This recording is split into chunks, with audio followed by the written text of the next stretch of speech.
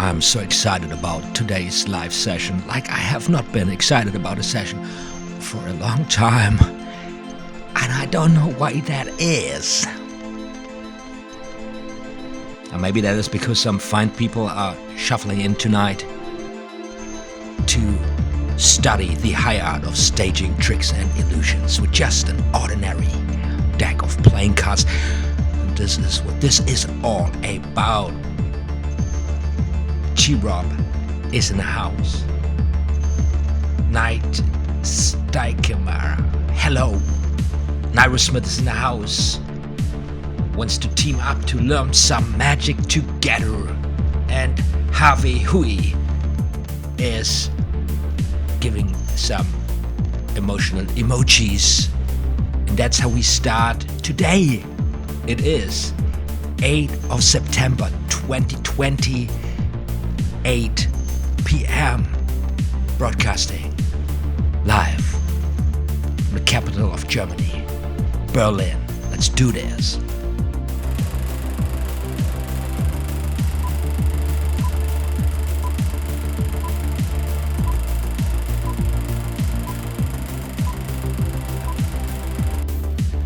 OTHMARiUS Magic. Like and subscribe. Hey there, boys and girls, my name is OTHMARiUS and welcome back to yet another Card Magic live jam session here on this channel, OTHMARiUS Magic. We're doing it again on a Tuesday night and I'm super hyped. You guys are all tuning in tonight for a beautiful, crazy session on self-working card tricks. And I see there is a lot of stuff going on in the chat right now. Patrick Schauer also tuning in, said, hey, hello Art, I'm excited to watch this. I'm going to True Card College Lit and Lighter right now. This fits perfectly. Awesome, that's great. Wonderful guys, you're in the chat. As you can see, we're doing this today a little bit differently, and I gotta just right now figure out where the cameras are. Got a camera there, I got a camera there, and I got a camera there up in the back. I just, changed my setting a little bit, getting ready for finally, after, I don't know, years of promising this to you guys and myself, shooting some more performances. And right now I'm experimenting with different angles, to get a good, vibe going on, performing some tricks I wanted to perform for the camera for the longest time now. And I've got limited space here in my home studio basically, and this is now kind of an attempt to get all the back end going, and then I have a little area where I'm going to shoot these performances, and that's why we're going to do this today in this setting, rather than the old one, the one we all used to with the green background and so on. But that's perfectly fine because you gotta go for some changes once in a while to keep it fresh, to keep it rolling, right, guys? Now I don't know what it was with this chapter we're gonna talk about today here. Expert card technique by Hugard and Braue. Self-working card tricks. We got peaks in there, we got forces in there, we got palming in there, even the pass, we got all kinds of sleight of hand in there, and this is not what I am calling self-working, right? So what does it mean at all when we're talking about self-working tricks? This is probably something very basic and fundamental I'm gonna chat a little bit about today, because in my humble opinion, there are no self-working. There's no self-working magic, and this is quite obvious. And I just wanna still figure out what it means when we're talking about self-working magic, especially compared to, I don't know, what do we say, sleight of hand based magic. I gotta turn the music down here a little bit on my headphones, guys.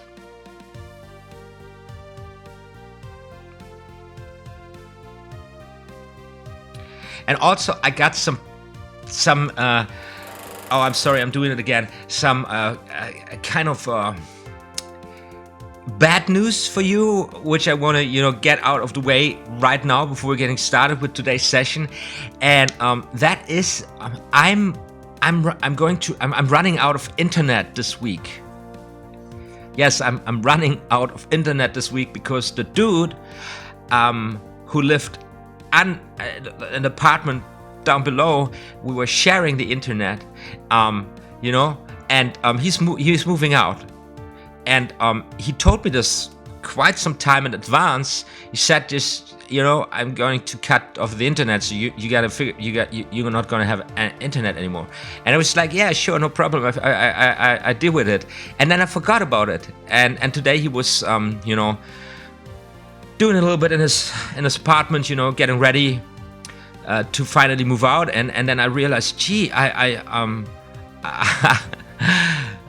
going to run out of internet on Friday.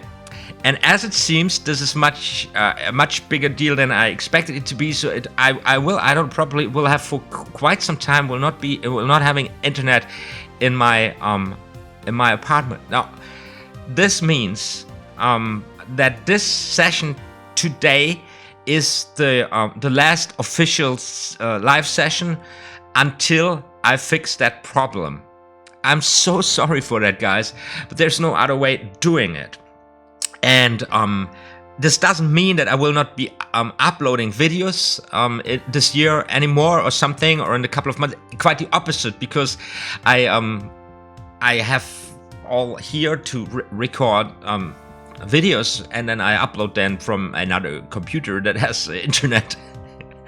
But it's going to be an issue with the live streams. So just that you know, do not freak out, do not panic. This is just happening, and I'm gonna fix it.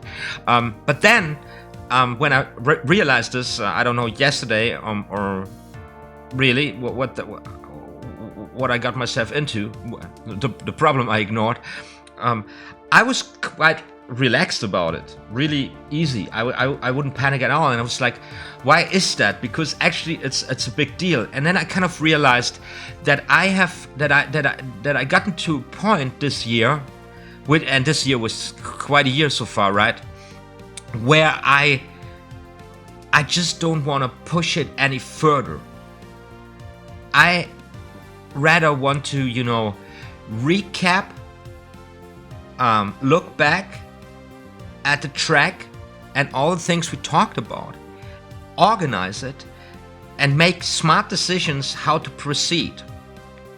And when I was going through your Discord, what you guys were sharing on Discord, I kind of realized that some of you are quite in the same situation. I read things like, "Oh, I didn't practice so much lately. I have problems motivating myself. There are other things in my life that interfere."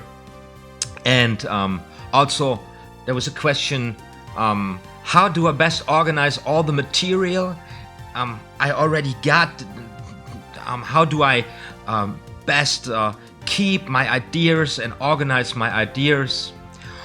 How many slides do I practice at the same time? Question like this.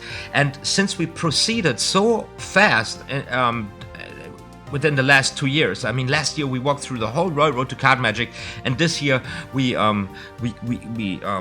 tackled the expert card technique, which is not really an easy lecture, and a very specific lecture, as we talked about it many times now.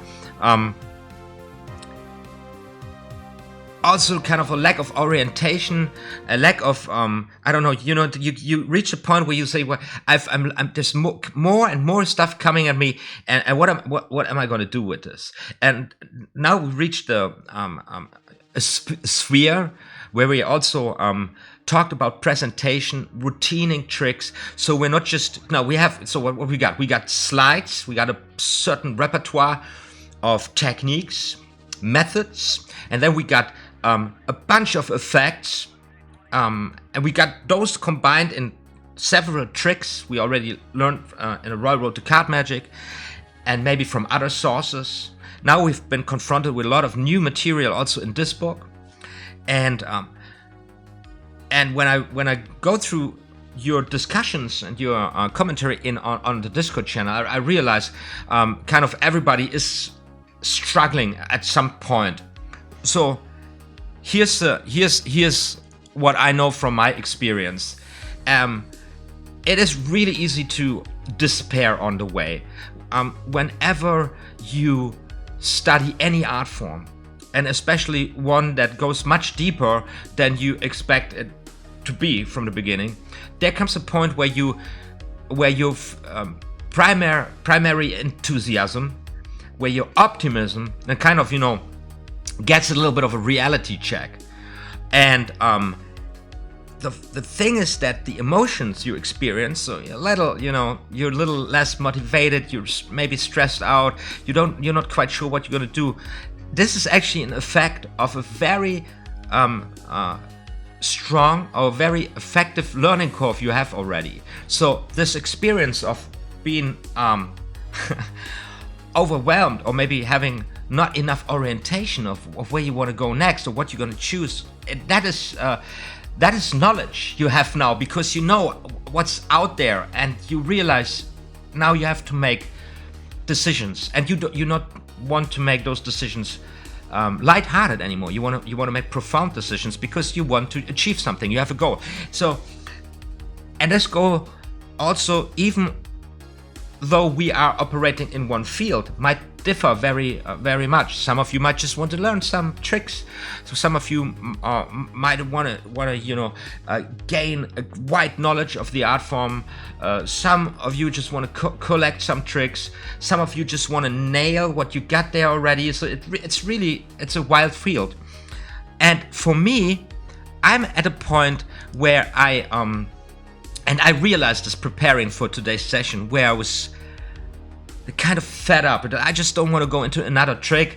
I don't need more material. I've got all these tricks I've been working on for so long, with the goal to shoot them. And there is other material I want to first deepening my understanding, to go deeper into this before I open a new box, so to say. And so not having internet now, and deciding against moving forward with the material in the book, rather than summing up, hitting the brakes for a moment, summing up, reorganizing, figuring out what we got already and what we're gonna do with it, it's a better choice, in my opinion. And I hope you guys are with me with this decision. And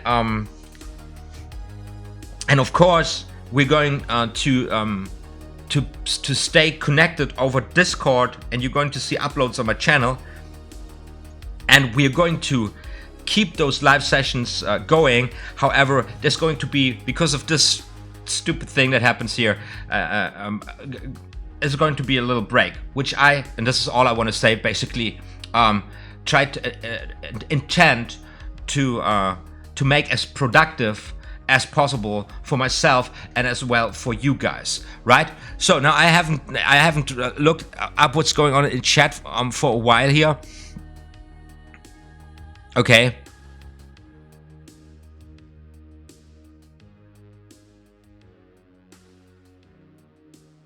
Yeah, guys. So you're taking it like real man. You're going to practice. In the meantime, you're not going to despair over that. And you need to know, I'm going to shoot these. I'm sorry, I'm just talking into the wrong camera here all the time.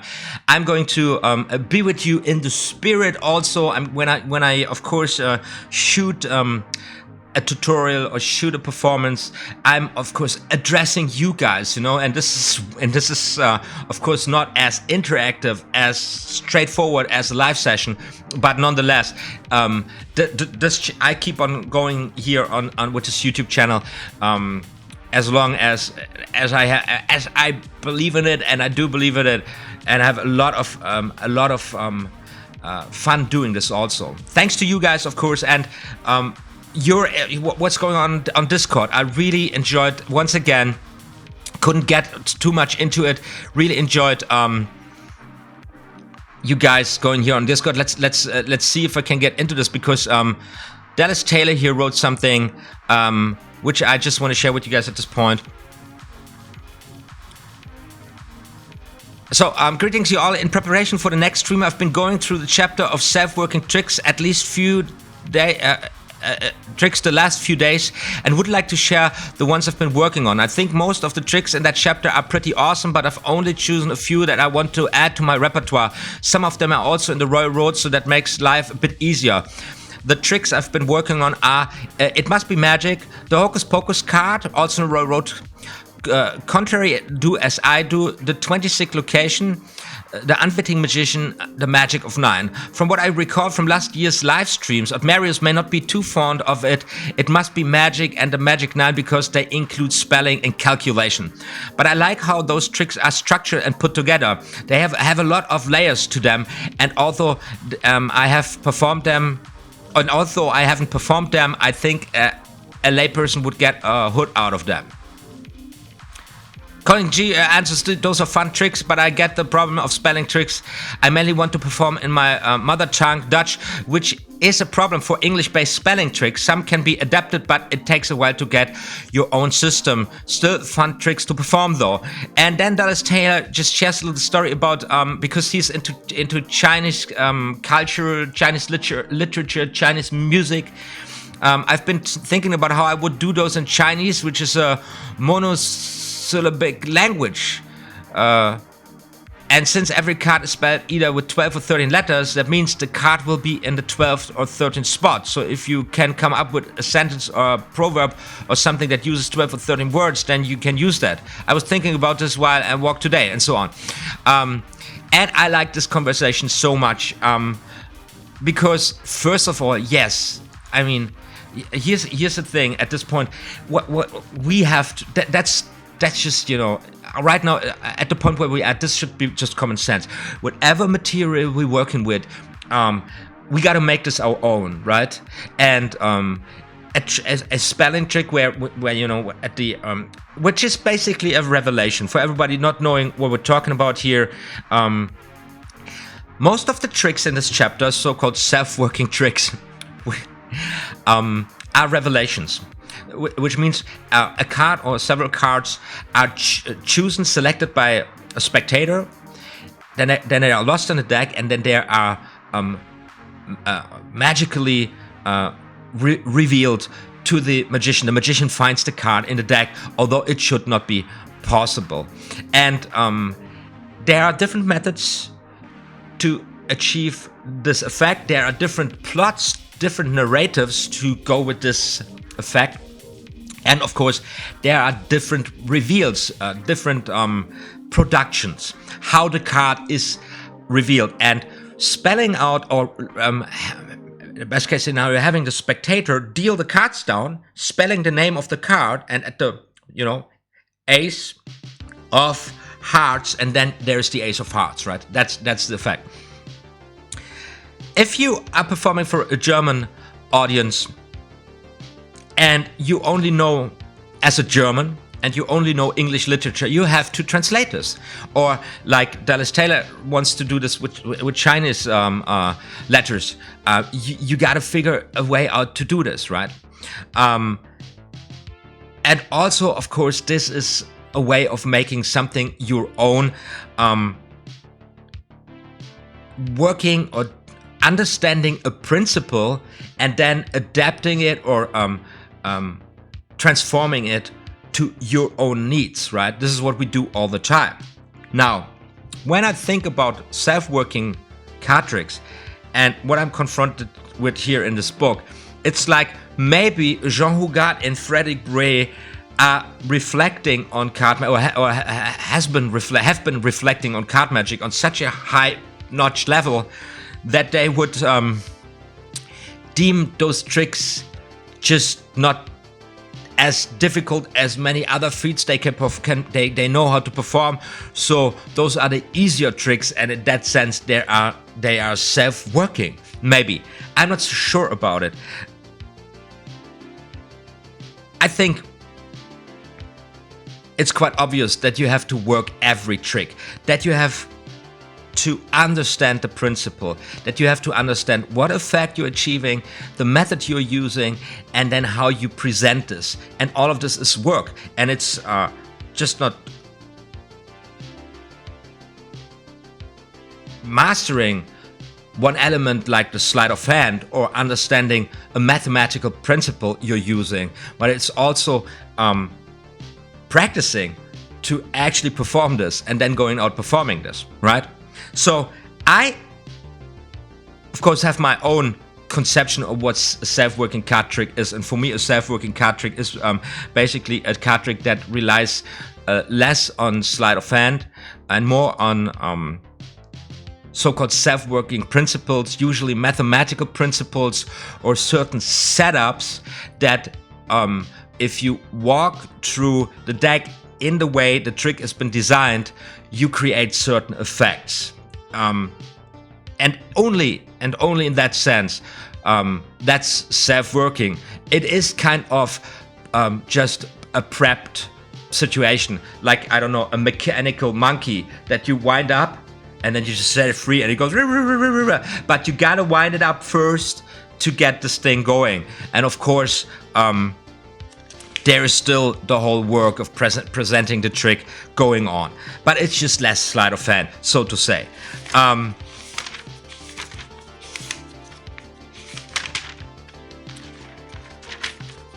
We have some very fine tricks in this chapter, I must say, and we also know some already from the Royal Road to Card Magic.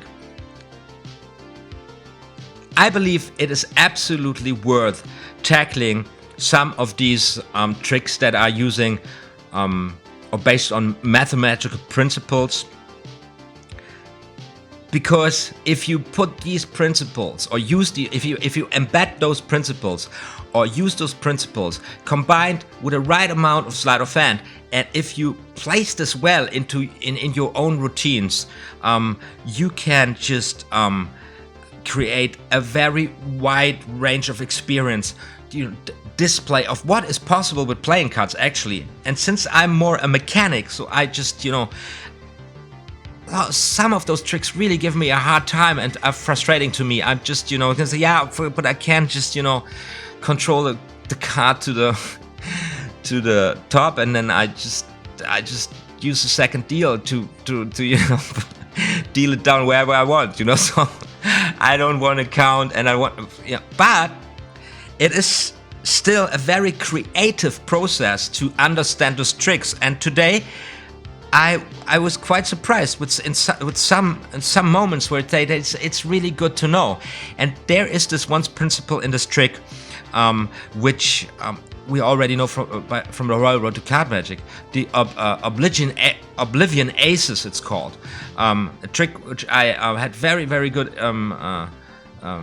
reactions from, and which I love to do a lot. And yes, of course, the same principle, you can use this in a different manner, and I believe in this chapter it's used here 2 times, and I want to talk about this. So what we got when we're talking about self-working card magic, we've got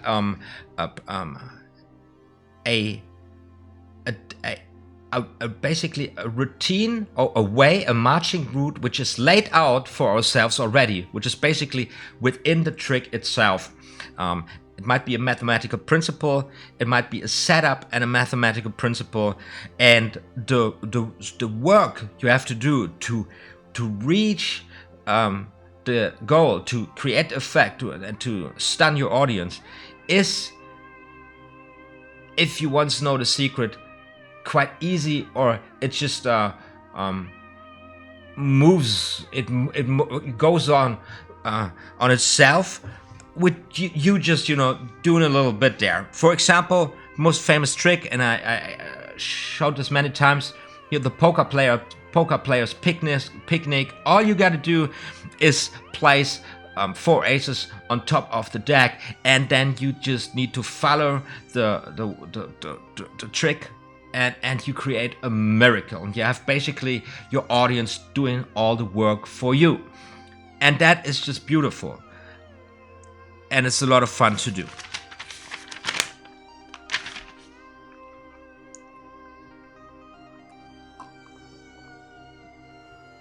So, and by the way, Dallas Taylor, you have been sharing some videos of you performing some tricks. I just didn't have the time. Didn't have the time to watch this yet, but I will, and I'm looking forward doing so. Right.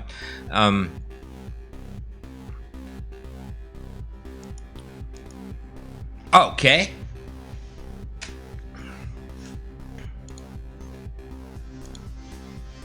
And by the way, Dallas Taylor, you have been sharing some watch this videos of, but I will, and I have back. Didn't have the time to watch this yet, but I will, and I'm looking forward. Okay, so. I have now a very terrible loop, but I guess I fixed it. Yeah, I fixed it now. Okay.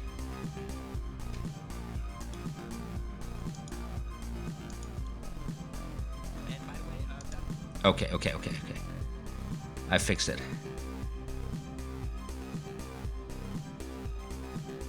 So Dallas Taylor, I had the fortune to perform Must Be Magic the other day, and it was awesome. Here's the thing.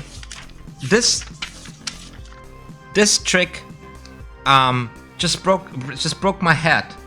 It was yesterday, and I tried to understand, and for some reason, maybe it's because of me not being a native English speaker, I just wouldn't get it, and it's like, and I'm not going into this right now because I don't want to embarrass myself in front of everybody. I have to go back to this one. And you have been perfectly right with my judgment about this spelling things. I don't like this so much. It's just not my piece of cake. Maybe I just do underestimate it. But I'm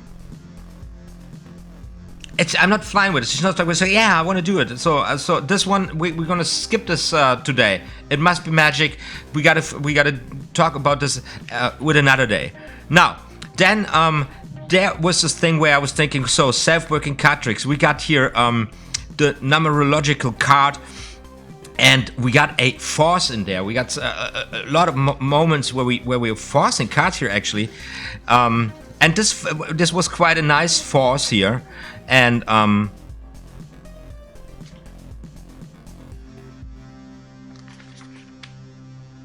you know, I've been always friend of this of the force. Let me make the camera here. This new setting is a little weird. Let's make it like this so you can see the hands better. Where am I here? So what I do now, you can see here. Wait, guys, I'm sorry, I'm not ready for this here. Maybe like this in the middle. So and a little bit higher. Oh, that's too high. This is better. Oh my god. Okay, this looks better. So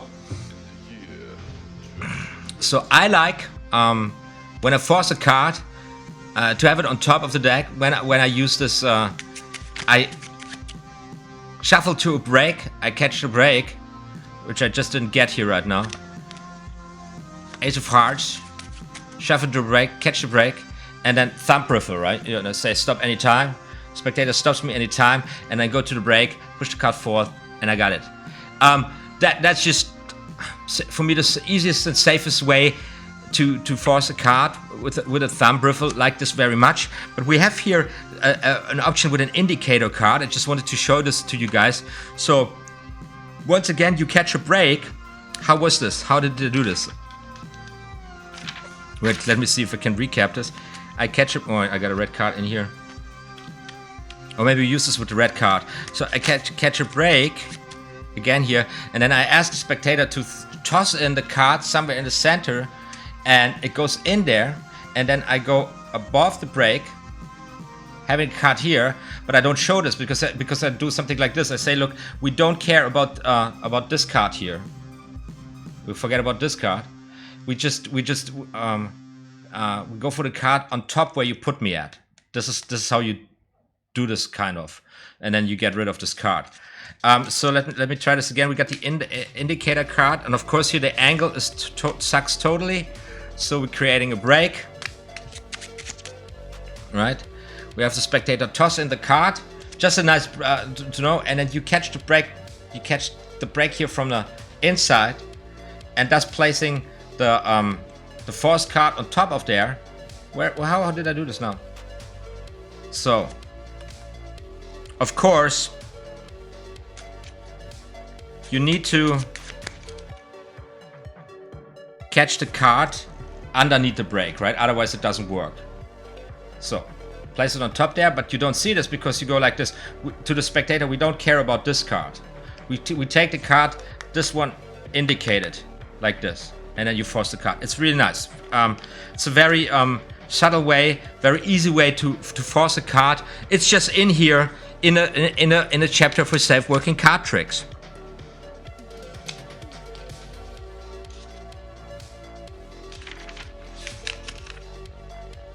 Gonna go back to this later. We have with the matching packets and with the seventh sun the idea that the spectator gets misdirected with the box of matches. I don't have a box of matches here.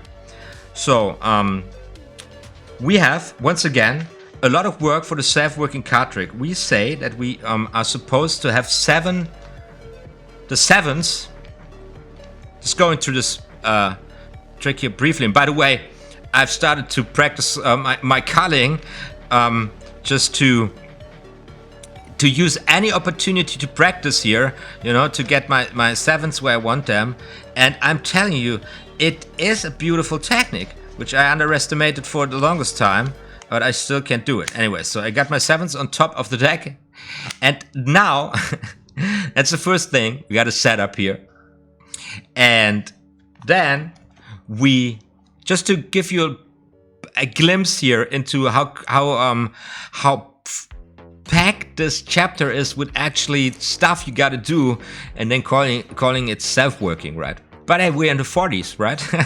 And that is Hugard and Braue talking. So we got our setup on top of the deck. Now we're going to force one of the sevens, and a classic force is absolutely recommended here.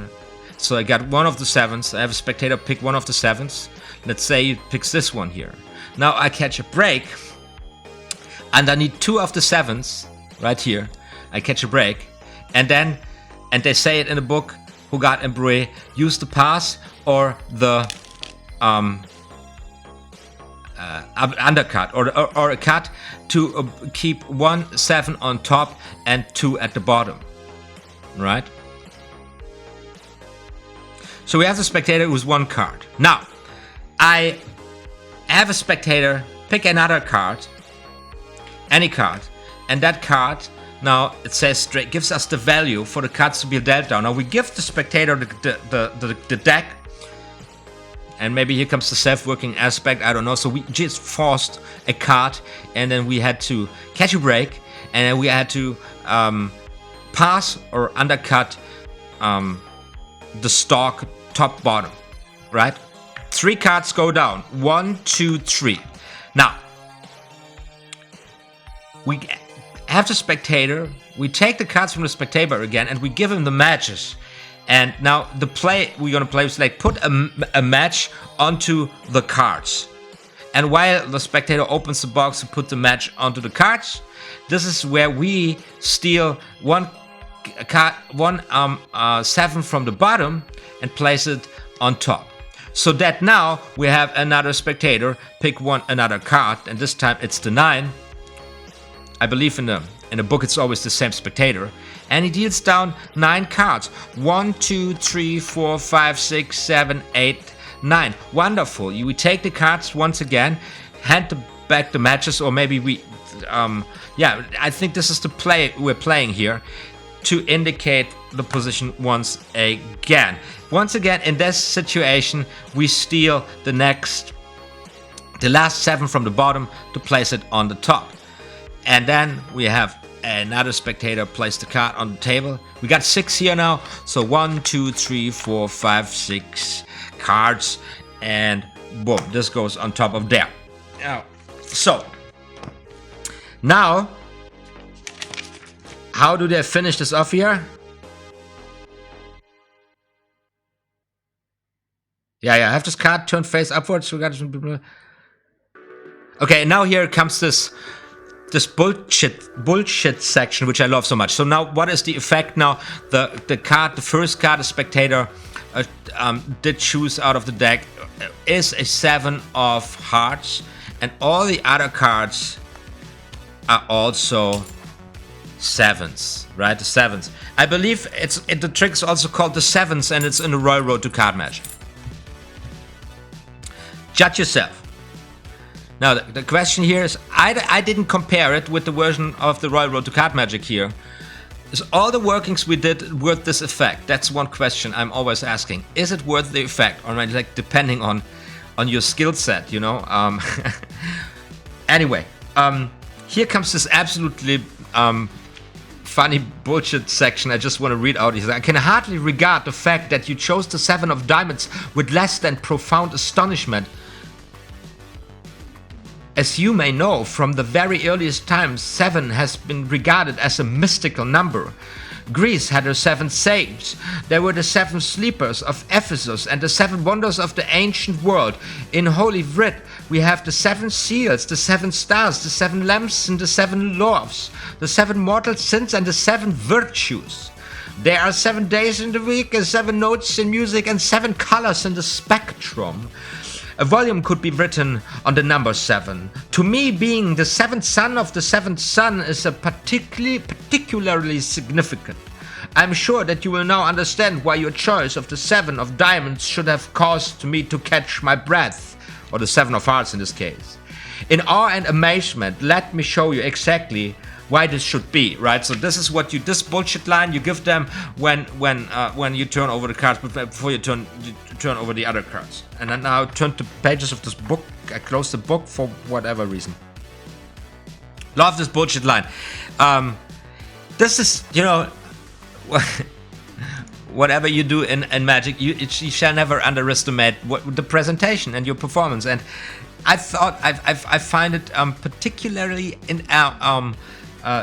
annoying and difficult to study a trick when the authors embed the bullshitting in there, and sometimes even they mix the bullshit with the explanation. So because sometimes you bullshit the people and at the same time you give instructions, and of course time and paper is a resource. So how do you write this down? How do you explain this? At some point in one of these tricks here in this chapter, they even say it's actually really simple task and thing, and takes only a few minutes, but it takes a lot of words to explain. I thought it was funny when I read it. So here is that thing. Look, we got to set it up. We got to misdirect. We got to shift a card from 2 times. The card from the bottom to the top.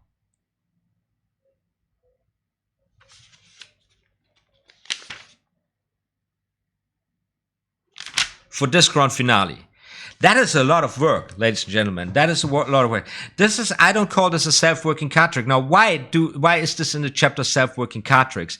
Now, I believe for one reason. There is this principle of reversing the cards by dealing them down. And everyone who starts Magic gets confronted or gets to know this principle, right? So basically, when I have 7 aces at the top of the deck, let's go back to the card. Why is there no music here? I was just having the feeling I'm getting somewhere. So when I have 7 the 7s on top of the 7s on top of the deck, right? And I deal down 4 piles in a row, and whatever I deal up there, it doesn't matter. When I turn it over, I have this effect of the 7th show. And this is an aspect of a self-working principle. Once you know it, you can use it, and the more clever you are embedding it into a routine, the more deceptive it becomes. However, once the principle is known, you're not going to blow my mind, because I know that all those cards, as a magician and like every other magician, do come from the top, and from there I can re-engineer whatever you did. But I wouldn't bother, because I don't care so much. If your performance is solid and you manage to entertain me, I wouldn't judge your performance on behalf of the method you use or on behalf of the so-called simplicity of the trick. You know, we are always addressing laymen in the first place, right? Of course, you're not going on Penn and Teller with this thing, you know, but you could maybe use it as a, you know, misdirection, because it's. By the way, here's one of these things. You are communicating something. You are working with the mind of somebody else, and of course, there is this magic for magicians, which is a very different route than magics for lay people.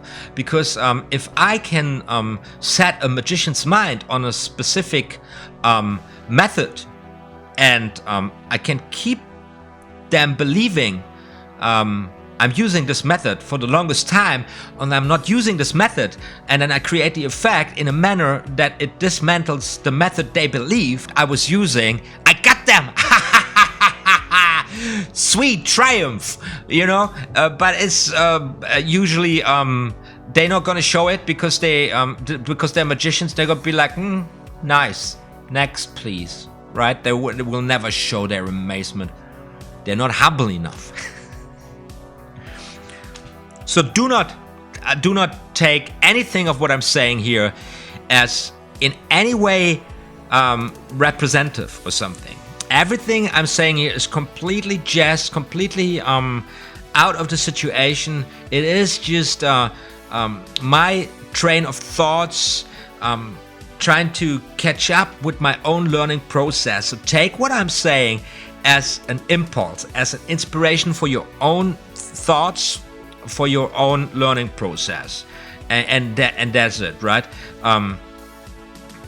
And you guys know with the progression we all made since last year, Royal Road to Card Magic, and then here there's a lot of understanding. We all gained much greater understanding of the whole art form, but still, you know, struggling to perform, still working on specific techniques. We just decided to tackle, you know. Some things just take time. By the way, I hope you all got your cards out and you're practicing to make it quality times for yourself. Just saying, right? Just don't want to listen to the Uncle OTHMARiUS without practicing your cards. Let me know what you're practicing right now. I'm really excited.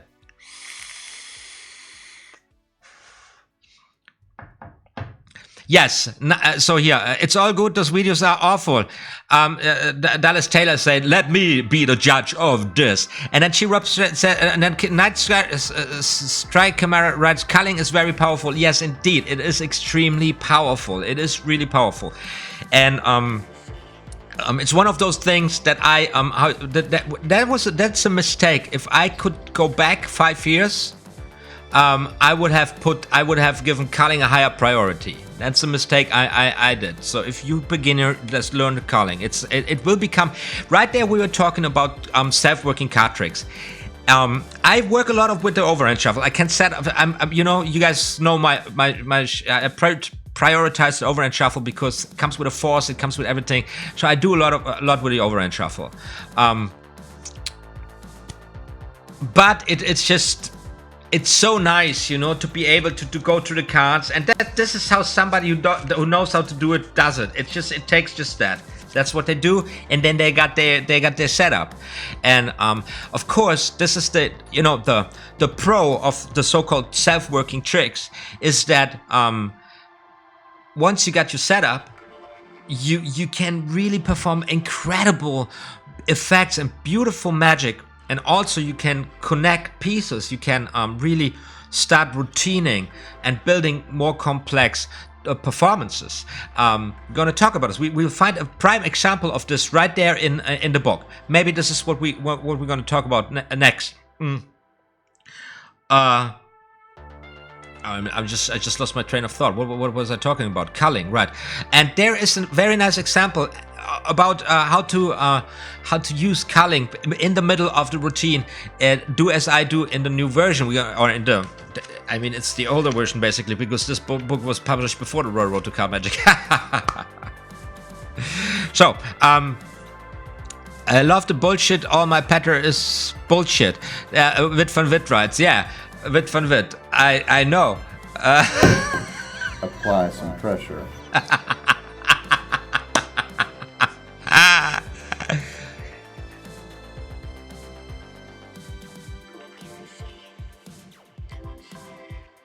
So Dallas Taylor is currently practicing good old-fashioned regular dealing. That's good. That's a good preparation.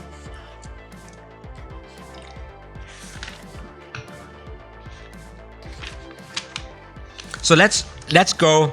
And here's the thing. I don't want to go too much into this. I just want to recap. I just want to go back to the tricks. I want to do as I do, and then the contrary, do as I do, which I love very much. And I believe it's a cool trick, and also it comes with a very valid, with something very important here. In between the lines, more or less. And then it is the 26th location. Now the 26th location is something. It ends again with the spelling. It's not my piece of cake, but it is a prime example of how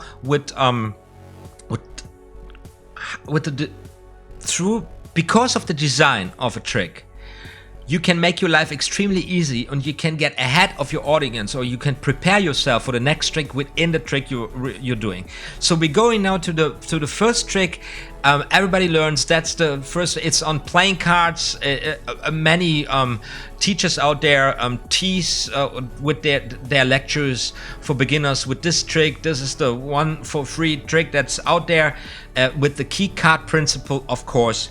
And it is the one where you catch a key card, and then you deal down the cards, and you identify the card, and then you play this game. After you have dealt down the selection, you deal more cards, and then you pretending to not have seen it, and then you make a little gamble when you the next card you turn around is going to be the spectator's card, and of course they think it's the next card you want to deal from the pack. Do you want to bet on this one? A little play with the audience, and then you turn the spectator's card, which is face up on the table, over, right? That's it. Now you all should know the trick. If you don't know the trick, I don't know, you're one of the people who started with the difficult stuff, you who went full throttle with, I don't know,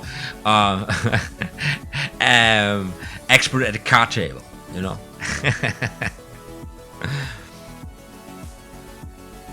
So Wit for Wit writes, I constantly work to perfect my in-jog. It's just so easy and useful for me. Yes, absolutely. And you're not doing anything wrong. As I said, with an overhand shuffle, just the in-jog comes in absolutely handy for catching a break, and then you got it, and then you can force a card. You can undercut it, control it to the top. You need more cards on the card. You got your target card. You just need 5 cards on there. 1, 2, 3, 4, 5. In jog, overthrow. You got it done. It's very powerful. In jog, there's absolutely not wrong with it. And if you practice it right, this gets you ready for catching then the nasty finger break for all kinds of for this very strange thing which is called the pass, and which you can't do in front of your head, which is like so. Why is everyone so upset at the beginning of this chat? Is everything okay? Will temporarily be out of internet Friday. Yeah, that's right.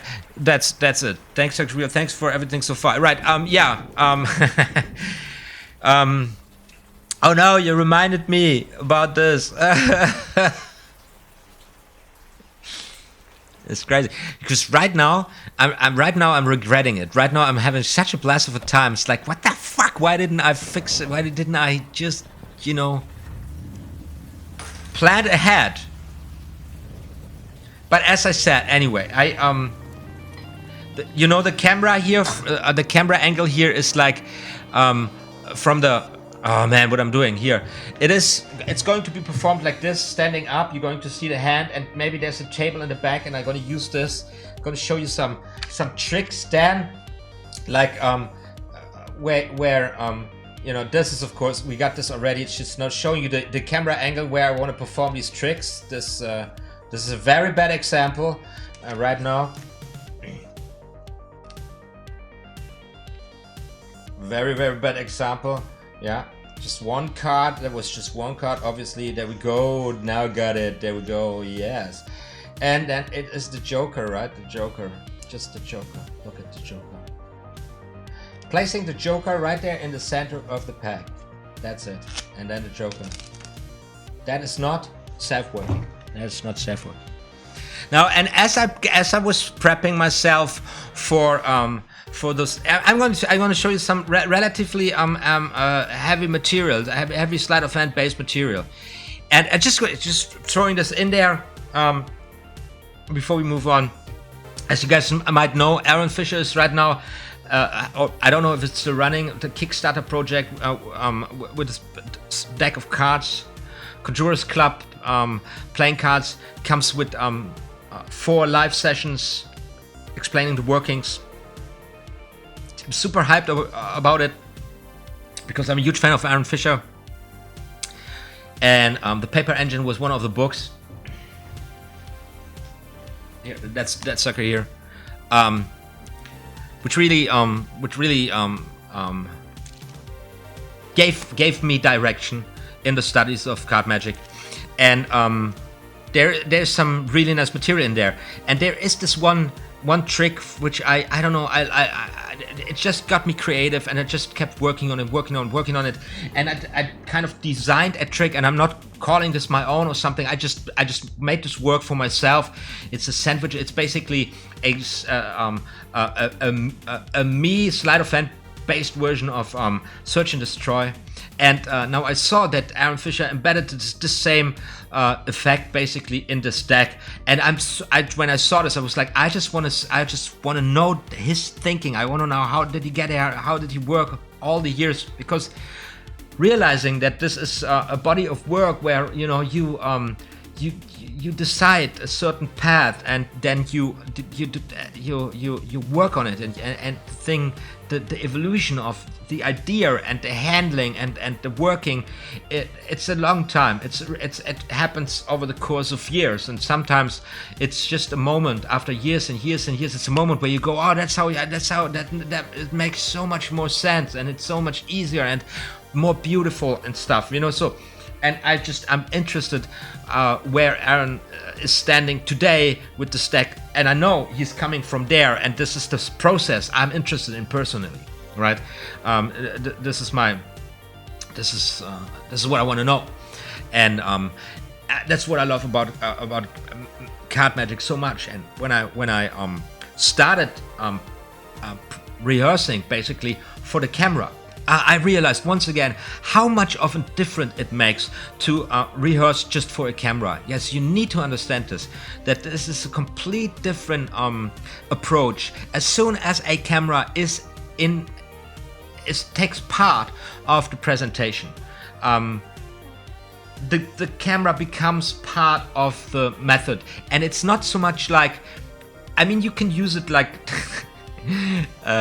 not David Blaine, like Chris Angel, like with effects and stuff, and fair enough. But when you try to copy the real life experience, you realize that the camera is actually a problem. It's blocking. It's right there between you as the onlooker and the intimate direct experience of the performer, because I only have the perspective on the hands, on the cards, and when I want to change it, when I want to get the whole body involved, I need a camera assistant. I need somebody who runs the camera, but not only somebody who just, accidentally drop. You need somebody who knows the routine to get into this, to make it happen, to make it look, to create the illusion of you actually watching the trick live.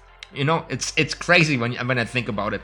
And of course, in my limited studio situation here, I just can't do that. So I try to work the trick in a way that it is, and that's what the most people also do, because that's just what else can you do, that you have a camera burning and then you try to use a little bit the room, and then you try to create a little waving motion with your hands to get the body to get the natural feeling. Otherwise it's just only cards. Anyway, I'm losing my shit here about this. It's so much fun, and I'm going to give you guys on Patreon, my dear OTHMARiUS, by the way, thank you so much for supporting this channel and what's going down here with a pledge on Patreon. Thank you so much. I will give you some insights on the whole production scale on a YouTube channel, on a small YouTube channel like mine, which I totally consider a hobby. At this point, and a crazy hobby, because it's such a freaking ton amount of work. It is crazy how much work it is, but I don't feel the pain because I really enjoy this so much. It's every shoot is just an experience, fun learning. I don't know. So you guys in the chat, what are you up to in the chat? Let me see.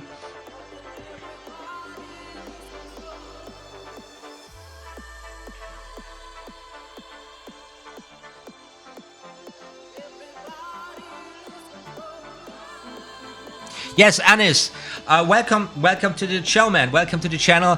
Awesome you tuning in, and welcome to the world of magic.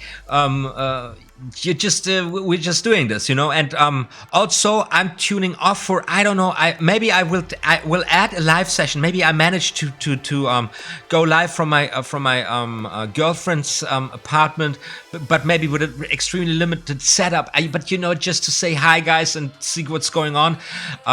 There is a lot of material on my channel. Let me show you this here. I got on my channel page, this is my channel page, all the uploads. Then I have got the both tutorial series, Expert Card Technique, Royal Road to Card Magic. It's all there organized. And then I got a Royal Road to Card, I got a Card Magic tutorial series, a bunch of them, like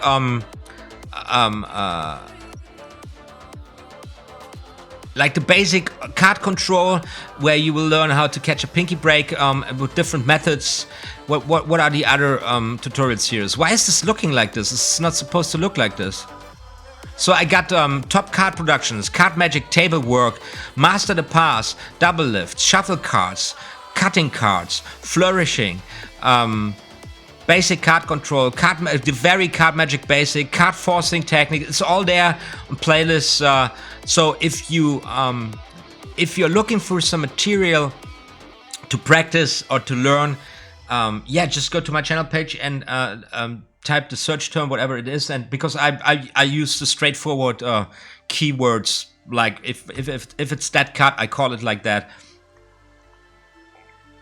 Maybe this is also why I have so less views, because I most of the time I don't title my videos like 10 secrets you need to know to, I don't know, blow ass or whatever.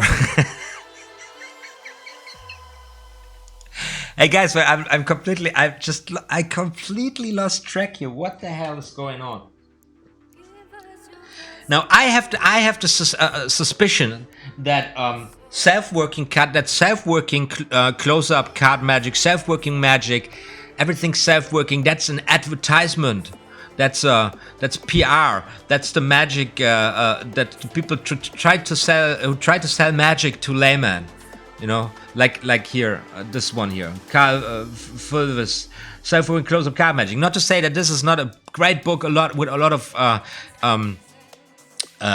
awesome tricks in it. Love the book, but I've seen it so often in magic advertisement. You know, super easy to set up. You learn it in 3 seconds. You can learn it walking. It's no problem. It is very easy. Self-working. You don't have to do anything. It's the promise of being awesome without working for it, which is bullshit. Which is, you know, and I believe this is nothing new. You know, it's like some oil you rub on your head to make it grow, right? If you take it with the right irony, you're very welcome. You have a fun time. Just don't fall for something like this. You can't be awesome without working for it. Otherwise, you are very lucky. I mean, so also that happens sometimes. But I wouldn't rely too much on it. You know, so 26 location. This is where we were.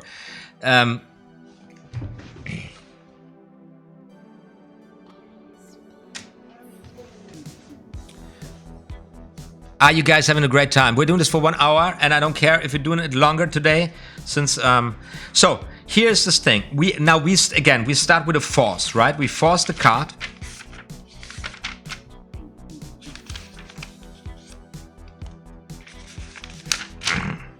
Force a card, say the 4 of spades. Let's do this with a 4 of spades. So I try to find a 4 of spades. By the way, this is a tip that I've learned also, calling the 4 of spades to the top of the deck. It's a tip when you try to learn a trick. Go with the cards they give you. It's much easier to follow. I know it is a simple. It should be obvious, but it took me some time to understand this. That life is easier if you follow the instructions of the person that's explaining something to you. So force the card.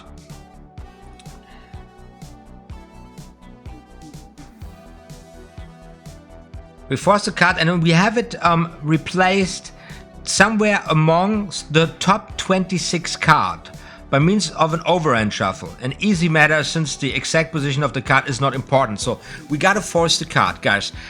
You know, I've got a tutorial series on whatever force you want to use. Maybe we go for the crisscross force. So we play this very simple here because this is supposed to be self-working. So we just say we shuffle. I've got the 4 of spades on top of the deck. I shuffle it where is the camera? I shuffle it it's weird, to the bottom. So I shuffle it to the bottom, and then I shuffle it from the bottom back to the top. Easy peasy.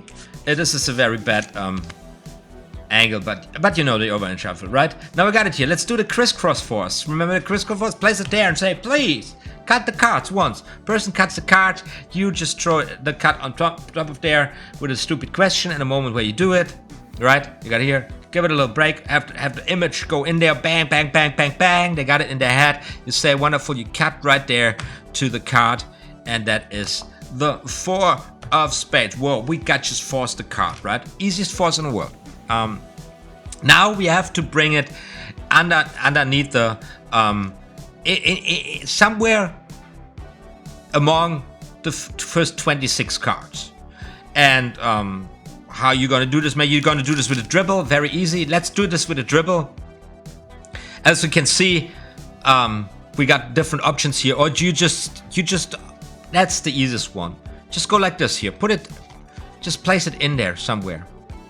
Or you can place it in there in the bottom, and when they gotta put it in the bottom here somewhere there, you just cut half of the deck, bring it to the top, right? Something like this. So let's go for the dribble. I like this very much. I dribble. You say stop at any time, and then they say stop, and then you don't want to dribble, you know, too much. Not a few. Want to have it right there, somewhere 20th card or something. So you dribble, Man, the angle sucks so bad. I thought this, I don't know how they do this. So we go here, I'm here, so we're gonna dribble, stop right there, and then we place the card in there, the 4 of spades, I don't know, goes in there, and we dribble the rest of the cards on top of that. That's it, right? No break, no control, no nada, just like that. Right? So one more time. 4 of spades. Where I do this one more time. 4 of spades, calling the 4 of spades, got it on top. Now we're gonna force the 4 of spades with the crisscross force or with the overhand shuffle force. Look, overhand shuffle force is the camera. I'm going to shuffle the cards. You say stop anytime. Stop right there. Very well. You stop me at, guess what? The 4 of spades. Hand out the card to the spectator. And then just have him say, come on, we place the card back in the deck. Stop somewhere. Where it says stop. Come on, you gotta say stop. Stop right there. Very well. Put the 4 of spades goes in. Dribble the rest of it on top. Now. And now this is how we go. How it rolls. How it goes. The first trick ever in the world. Yes. Now I'm going to find your card. Just by the power of mental struck, I'm just going to get the vibes. Or whatever you say. Bullshit time. You deal the cards down, right? 1. And while you do this, you count them. You want to count to 26 cards. Okay, I'm going.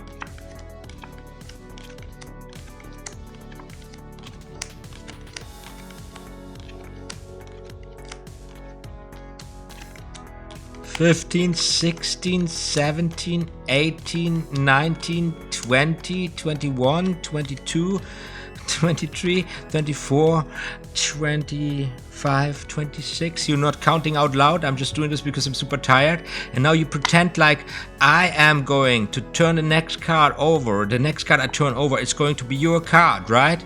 And they say, are you going to bet on this? And they're going to say, yes, sure. Because they already saw their card going down, right? And then you say, ha ha ha ha ha. There, this is the card I turn over. And every time I think it's very funny.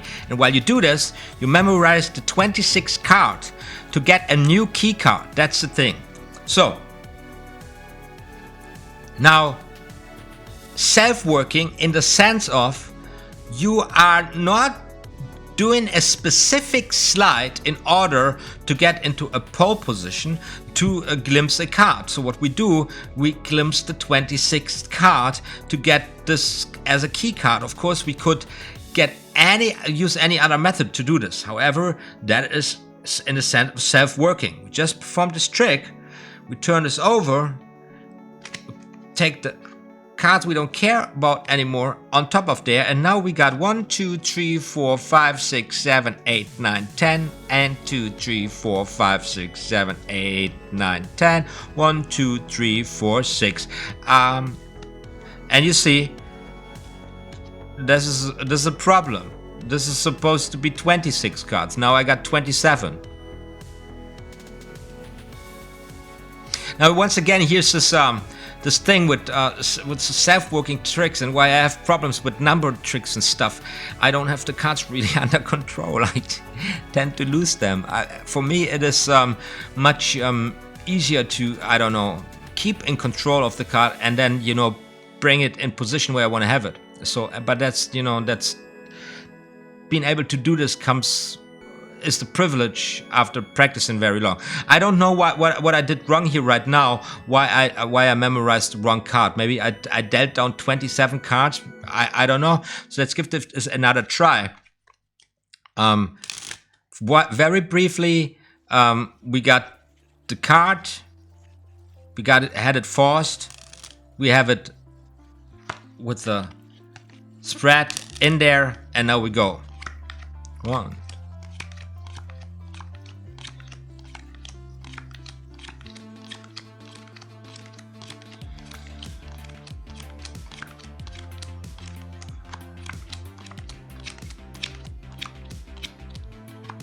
The next card I'm going to turn around is going to be your card.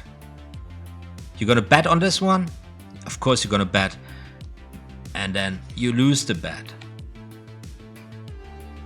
And I'm with the 10 of diamonds again. Did I count 27 cards again or what? What did I do wrong? Jesus Christ.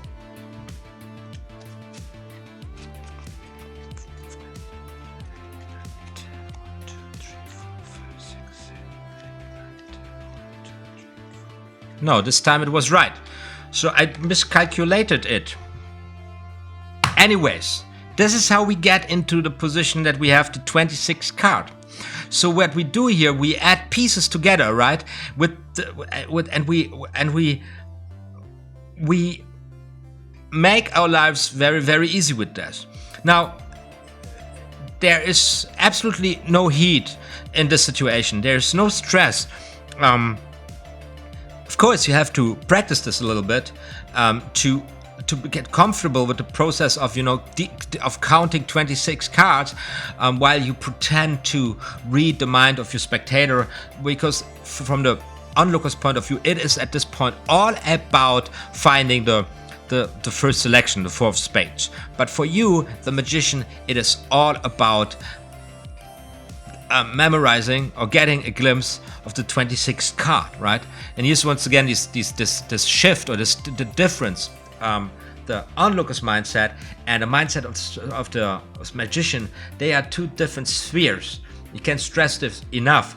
And the art is, or the acting comes in play, where you're actually setting it up, where you actually the construction, the design of the trick unfolds as you proceed, and you keep on track. At the same time, you got your narrative and your thing going on, and at the same time you are pretending to experience something, to be in the moment with your onlooker, right? So of course you will not be sitting there. It's very, really important. This is something which makes something like this, and this is the funny thing, it's not necessarily easy for some people. And I'm telling you, it might sound crazy to you, but for me it's more difficult counting to 26 while trying not to pretending not to focus on anything, rather than, you know, I don't know, smuggling the card to the top and then second deal it to the 20, to the whatever position I need it. I said this before. So if you're a smarty pant, if you have the ability to memorize easily, and you practice this a little harder, because it's a gift you got anyway, you should not bother a second with sleight of hand, because you can perform magic which is going to sicken your magic but your magic colleagues, because they will not guess that, necessarily guess that you've been able to mesmerize so badass, and that you're unable to follow, I don't know, more complex mathematical principles very easy, very fast. You know, add, subtract, 2, 3, 4, easy peasy. It's 13, right? And if you got the gift for this, and if you train this is, I call this sleight of brain. You know, it's not me. I'm just like, I don't, 4 times 13. I'm like, wait a second. I'm quite honest. Maybe I've been drinking too much in my life.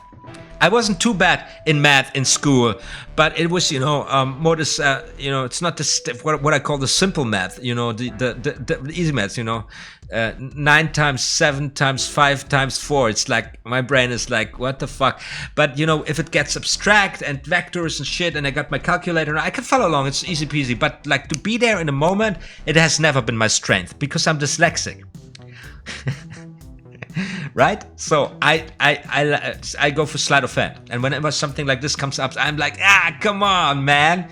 There's this other trick in the end of this chapter where you lay out 6 lines with 8 cards, altogether 48 cards, using 48 cards, and it's like, if the card is in the sixth spot, and it's right from the target card, and you add 2 plus 3, and then you figure out where it is. It's like it took me an hour to even understand what I have to mesmerize during the course of the action, you know. And I was like, okay, come on, could you be so kind to put it more abstract? It's not my strength. Just know your strength and then work with it. Just a very, it's what you say. It's a common sense, right? And this is maybe the most important thing I can share with you here today and tonight. There's a great misunderstanding. They're saying that self-working card tricks, which I don't believe there exist, so self-working card tricks are easier and therefore less valuable, and sleight of hand, that's cool, that's what the cool kids do, and it gotta be difficult to be really awesome. That is, get this out of the way. That's just like, it's just basically we're talking here only about revelations, right? Card reveals. 1,000 methods. What works best for you? That's a question. Anyways, do you still remember the 26th card? What was the 26th card? Come on, guys. Hook me up.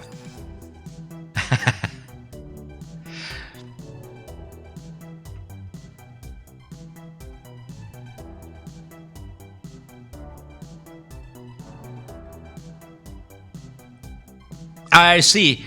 I actually, you guys, to say what I think about mnemonica stack, I don't think I'm even close to approaching that. Just curious. And then Dallas Taylor writes, I'm pretty sure Prof. OTHMARiUS is into it. Last year he bought that legendary book mnemonica and was pretty hyped on it. I am, and I tried to mesmerize it for the second time now.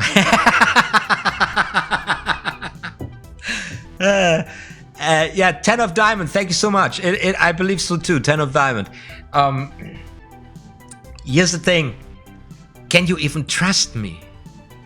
Am I just not, playing you all for a fool right now, and that I have actually very good memory, and I'm just pretending to be a sleight of hand artist who can't really memorize it, and I'm telling everybody live that I'm shitty with the mesmerized deck, because then when I actually use it, you will never know that I do. And then I got you. And kiddos, this is how it works.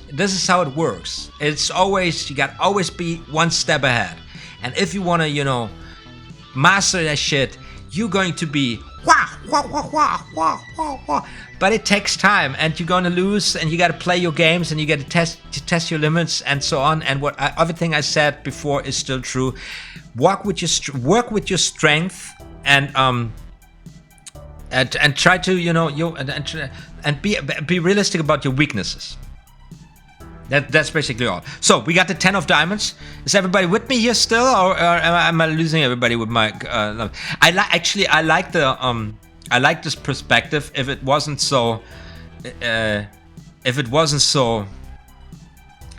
unpractical, and you can't see everything because I should put it on the other side, which I can't do in my room here, right? So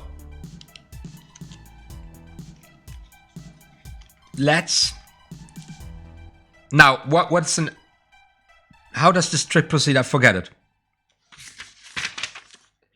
The 26th location.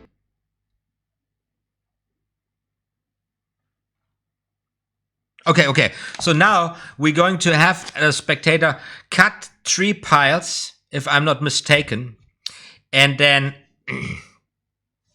the spectator gets a choice, and we want him or her to go for this one, but it's also good to go for this one, for the left one, but not the center one. So please point out any one, like this one. Wonderful. We're going to exclude this one.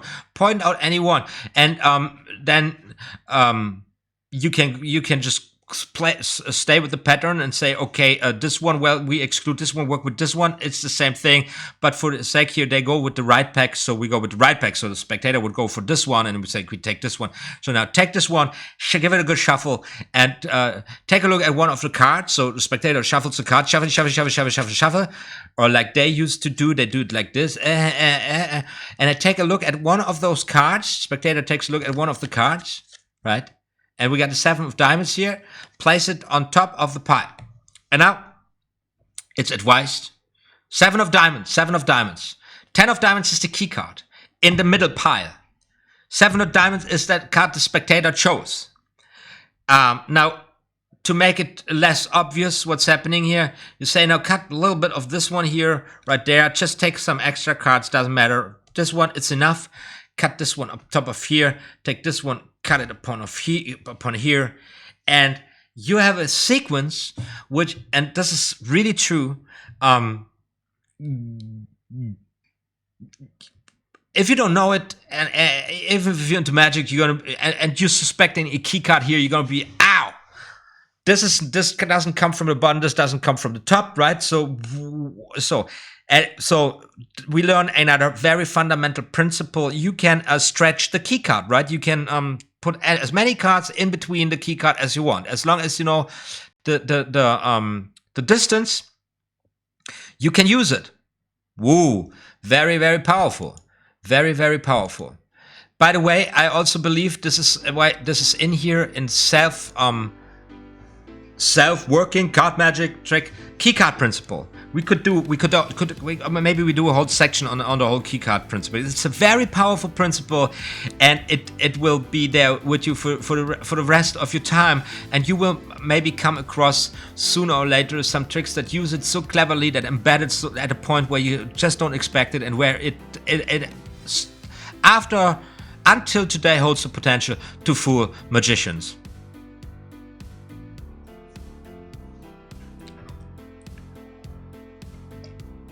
Now, G-Rob writes, for the self-working card tricks is also Robert Jarvis Light, Extra Light, and Super Light books. Very nice. Yes, here's the thing, man. Here's one more thing. It is, if you're excited about it, and if you're motivated, study as many tricks as possible. Get a book, study, put them on, and just, understand how they're working. You will learn a ton. If you manage to get to a point where you understand how the effect is going to be for the onlookers. When you learn a trick, when you read a trick, and you understand how what kind of magic the onlookers will see, you will have learned something. You will have understood something new about magic. Every trick has its nuances. Every way it's been explained. There are different ways to put magic and tricks and routines into words. The wording is also a whole theme on its own. So if you're excited and motivated, do that. But do not misunderstand what you are learning. You do not know how to do it. You need to practice a trick. You need to routine it. You need to practice it. You need to work on it. You need to make it your own. You need to test all of this on an audience to get a feel if that is a trick for you. The more tricks you tested, the more you went out to perform, the better you will be judging what you're reading in books beforehand. The more profound decisions you will be able to make. And also, when you're excited about learning tricks in the sense of just reading them, understanding them, and getting imagining how they do look being performed,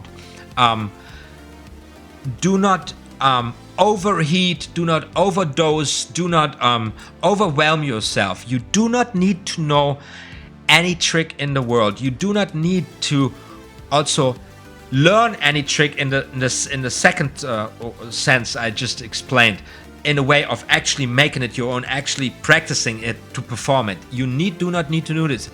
As a matter of fact, quite the contrary, you need a very selective repertoire which you're just polishing and ever polishing, and then maybe, you know, putting something new in there, changing something, and then working it out. Because when you work something really, it will stay with you, and you will be able to rely on it for a very long time. And everybody who's performing more out there knows that this is true.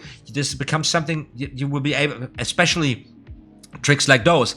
But also there are more complicated tricks that are more complicated routines that if you don't perform them continuously and practice them continuously, you will not be fresh. You will have a hard time getting into the flow performing this. So just notice when we're talking about all these tricks, you know, it's not about learning every trick. It's about, you know, getting into a creative, into a wild, into a how you say this, vivid mindset, you know, creative and vivid mindset, getting inspired, thinking about magic, and then trying to incorporate whatever excites you into your own material. And that is quite a challenge, quite honestly, quite a challenge. So the approach here is practical. The approach is, this is about going out and actually performing. For me right now, for all I'm doing, going in front of the camera and shooting the tricks I've been working on for so long now, to get, you know, to make it check, and the next thing, please, you know. Okay,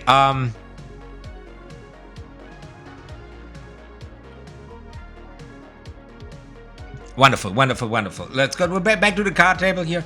So we got this situation now.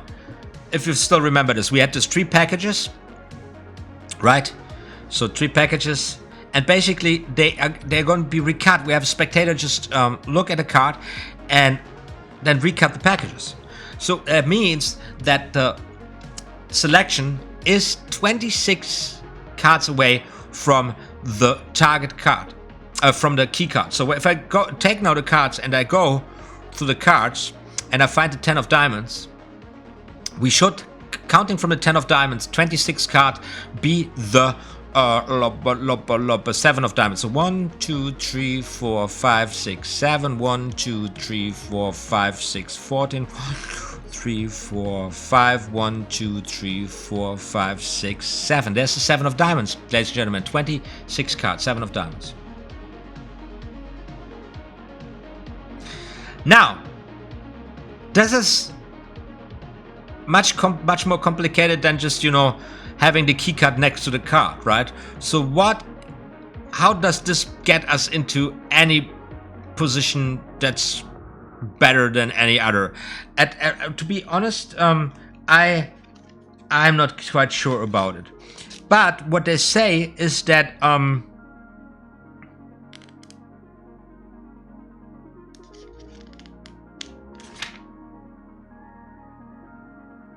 this is the point, this is the situation where they say, although this requires an unconscionable number of words to explain it, the system will be found simple in actual practice.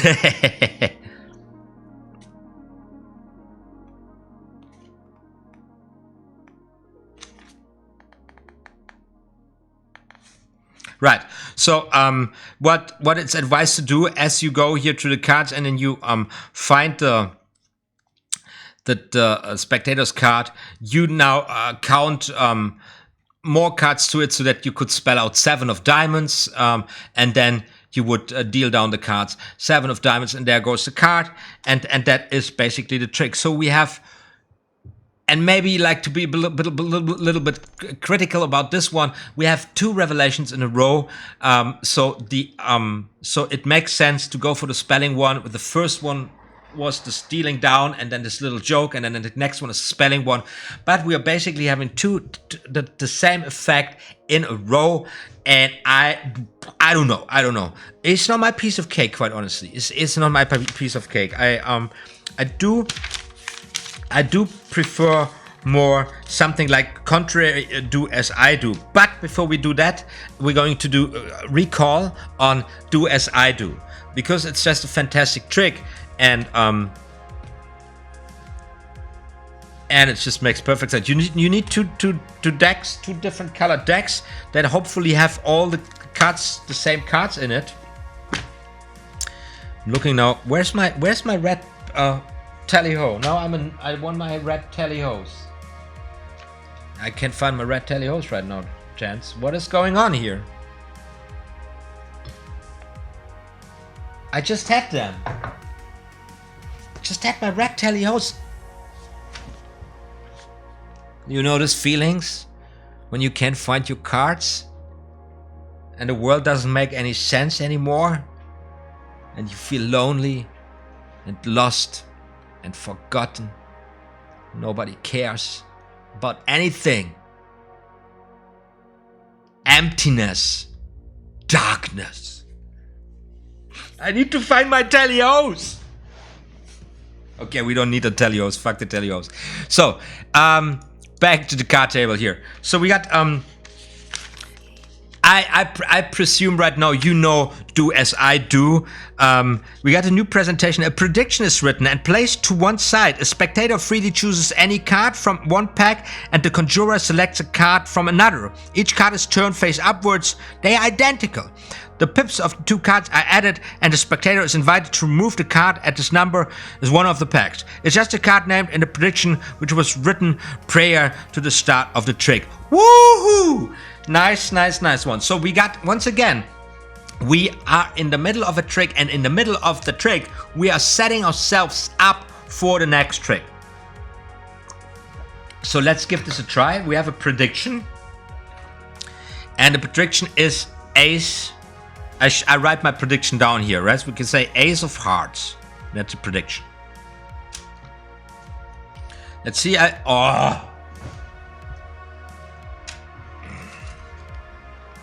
Let's see if I got an ace of hearts. Yeah, ace of hearts. It's in the deck. That's important. So, how does the trick work once again?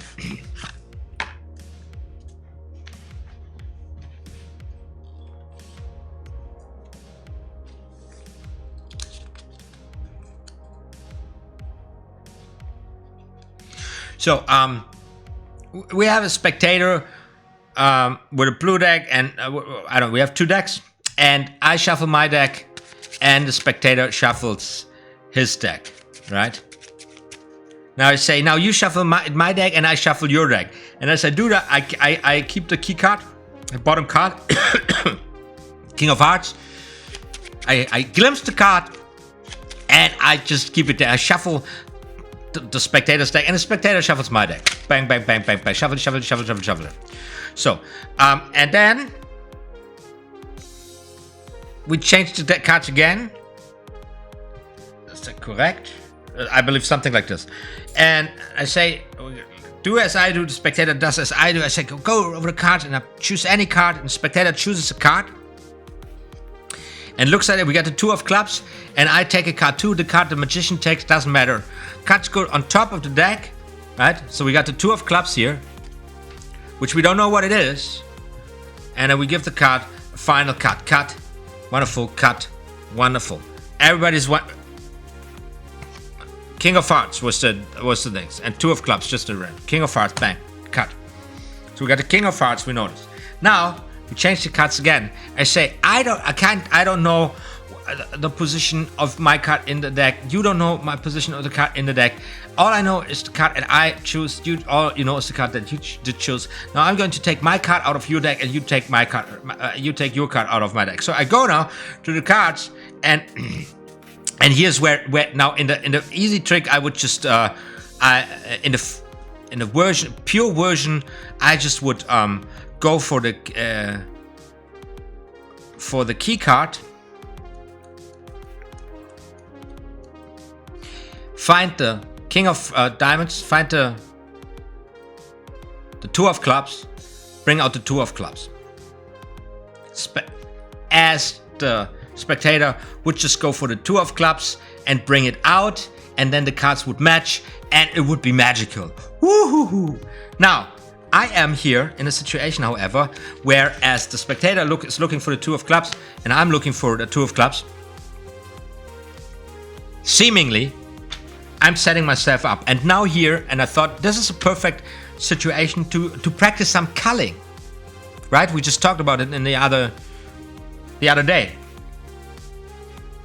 Take a spectator's pack and hand him yours. Request him to remove his card and place it face downwards on the table as you remove the card you thought of. Run through the pack until you find the predicted card, the ace of spades. Alright, so, right, we had predicted the ace of hearts. Now I run to the deck, and I'm just looking for the prediction for the ace of hearts. Ace of hearts, ace of hearts. And now, yeah, there's an ace of hearts, and I call the ace of hearts to the top of the deck, right? That's what I do. Call it to the top of the deck. So I go through I didn't find the card. I go through. Now I'm looking for.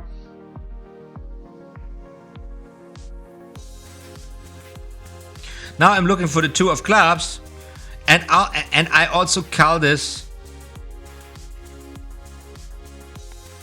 now on over the ace. So I got now the prediction, the ace of hearts, and the spectator's target card like this on top of the deck. Now remember, I'm doing this while the spectator is looking for the 2 of spades. So also, once again, self-working, you know, you gotta practice this while doing this. You gotta practice this before you do this, because you need to just go through there and look for the card, and all of this should be loose and casual, natural. So otherwise it looks suspicious. But then again, this trick gives you a lot of cover because the effect is pretty strong.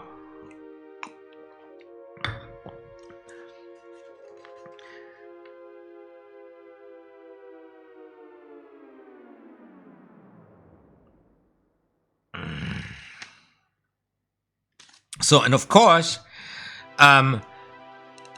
since we now we add the pips or the value of the card that is matching. It's a 2. We double it. It's 2, 4. We add it. No, we don't double it. We add it. So we need now 4 cards on top of the prediction.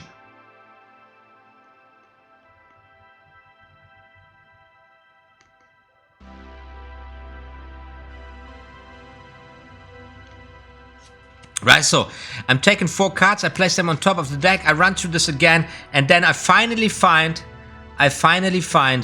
the card that I was looking for so hard, and I place it onto the table.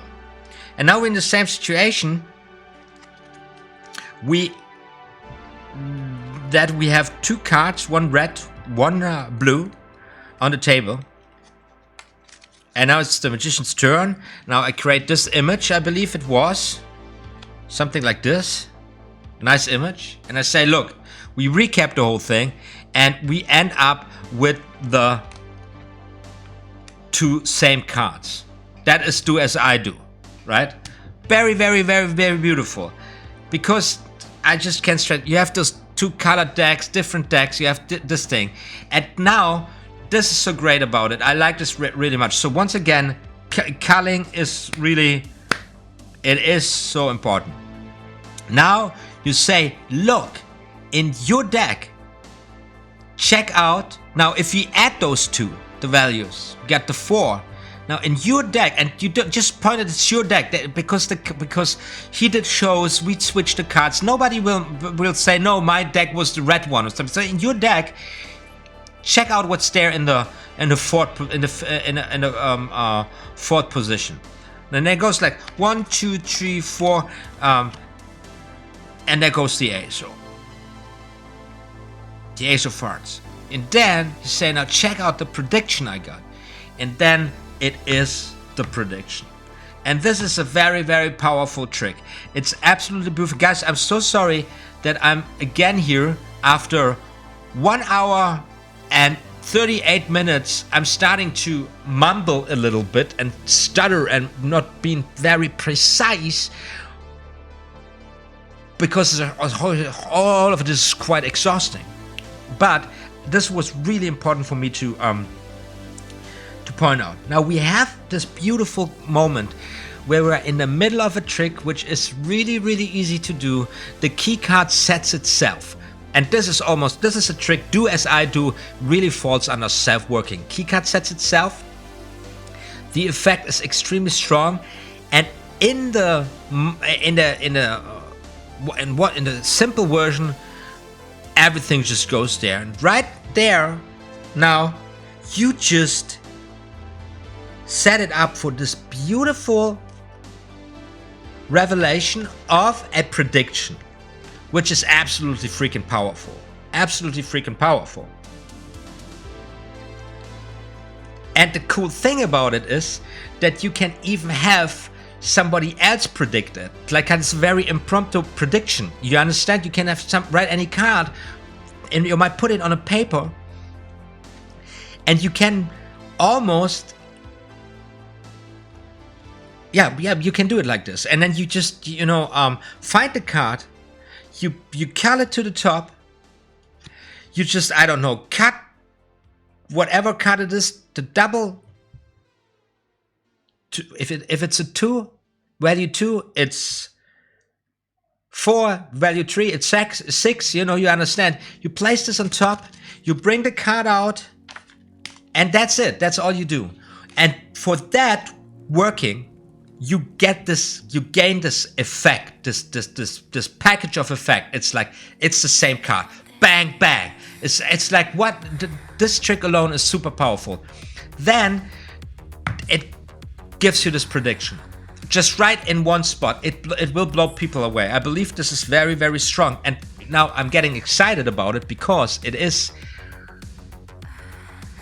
so strong, and what you gotta do for it is so little. This is Christmas, man. This is it's a birthday and Christmas at the same time.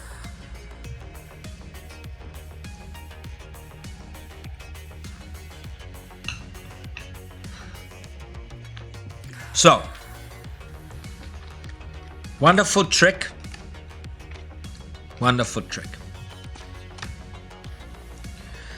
Now I want to talk about that's the last trick I do today, because I just can't push it anymore, and we're going to do this longer today than usual. At the beginning of the year I was planning to keep those sessions 45 minutes long, but that was just not realistic. As you can see, I'm just enjoying myself too much doing this, and also I feel that in a time period of 2 hours, you guys find yourself you practice your thing. Some of you come back because they have to go in between, and so this worked really, really well. So let's go to this one trick here, which is really, really, really beautiful.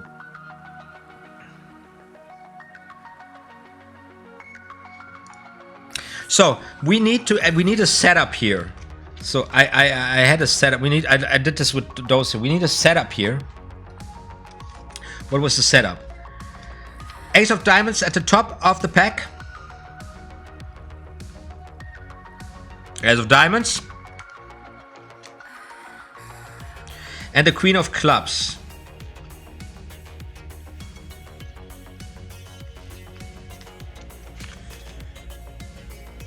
Where's the queen of clubs? Come on. Queen of clubs under it. And then at the bottom of the deck, we have Ace of Hearts, second from the bottom.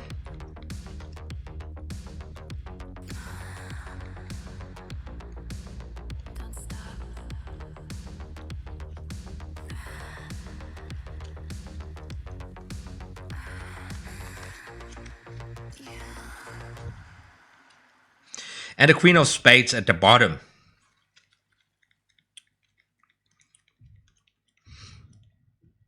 Do you notice when you are practicing or doing your thing, and then all of a sudden you've been into it so long, and then you feel this energy drop, like kind of your energy. Like, I'm just having this moment right now.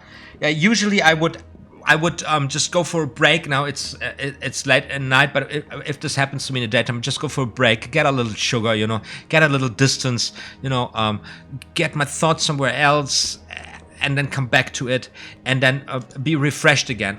And this is also something which came up in Discord, where you guys been talking about not practicing so much or something. Once again, do not overdose, do not overheat, do not burn out. You know, it easily happens. And as soon as you realize, now of course after you have giving it all, after you've been really, you know, showing your discipline, you've been practicing, you've been excited about it, you learned something, and then you pushed your limit, right? Of course, only then what I'm saying makes sense, because it is hard work and it takes time, persistence, focus, discipline, and those are the virtues that just get you somewhere. But there comes a time where you've been practicing and you're working on something so hard, you lose your motivation, and you're getting frustrated, and you know you deserve better, and that's usually the right indicator. You know, when you know, actually I deserved better. I should be more successful than I am with what I'm doing right now. This is fucked up. I've just been doing this for so long, and I've been doing it right. I know I've just been working hard, and it is just, what the fuck is happening already? And you're getting really frustrated, and you're getting tired, and it's just not right now. That is the point where you need to get a break. You need to stop doing this shit. You need to get away from it. Forget about it. Just go away. Just leave it alone. It doesn't, forget about it. Do something nice. Do something, relax, you know, whatever it is for you. Take a walk in the park. Have a conversation with a decent, intelligent human being. I don't know. Eat a cookie. Pet your cat. Whatever the fuck makes you happy. Just loosen up. Get away.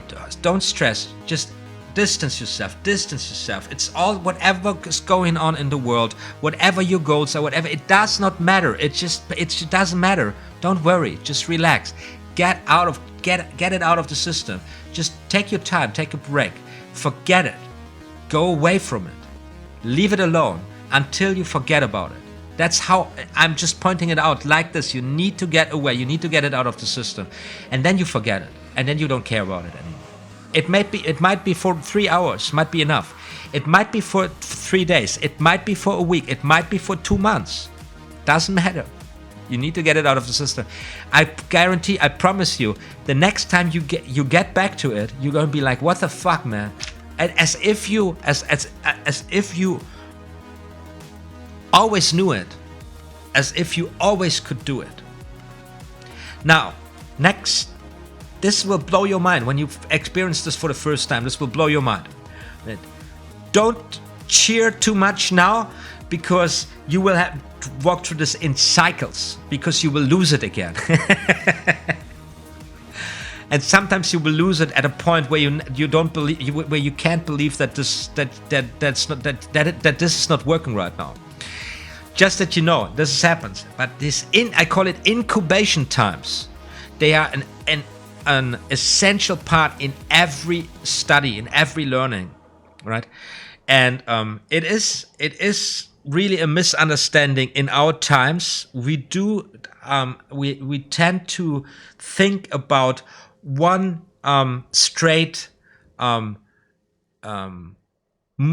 continuous moving forward development of things. This is not how human beings function fundamentally, okay? And you don't learn like this. So you need to go lost. You need to lose yourself in between to be operational and to be focused when it's necessary. You really can. This is really important. So when I read about you guys in the Discord about, you know, having this problem that it's too much, it's just relax and come to it. But of course, everything, the incubation time, the breaks, they are of course only productive. You know, don't go on a drinking season for 4 months, not doing anything, and then calling it incubation time. That's not what I'm talking about either, right? I also, this I know from experience. I thought taking drugs would enlighten me. I need to read. I need also to read books.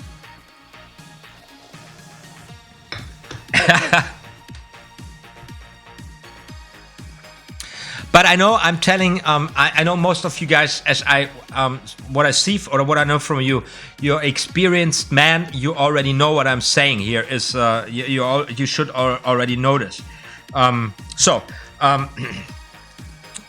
We got our setup. We got the ace and the queen at the bottom, and we got ace and the queen at the top of the deck. And now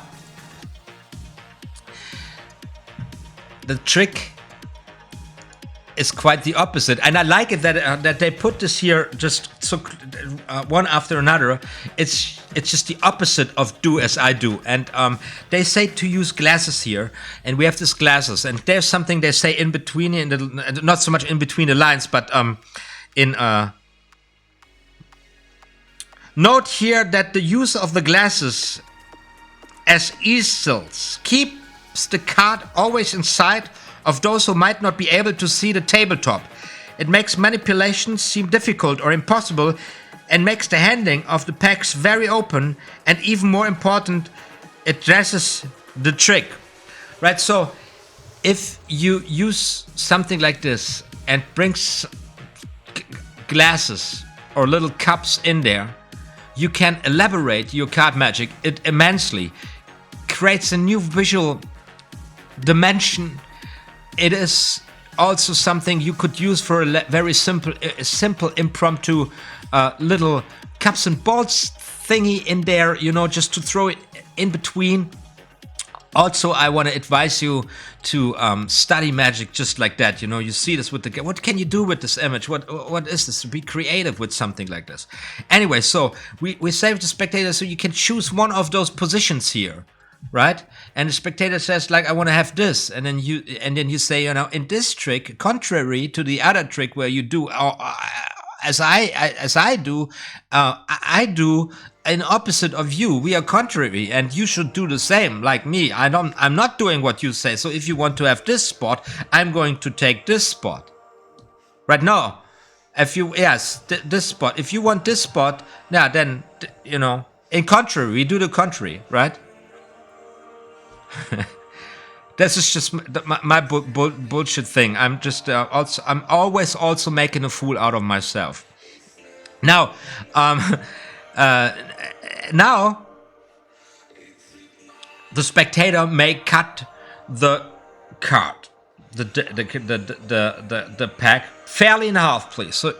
So he or she does so, and now once again the spectator may choose one pile, right? So the spectator says this one here, and then this is not in the book, but this is how I would play it. Like now, do you want this one for yourself, or do you want this one for me? Because if you want this for yourself, then I will take it. So if you want this for yourself, you have to point to this one.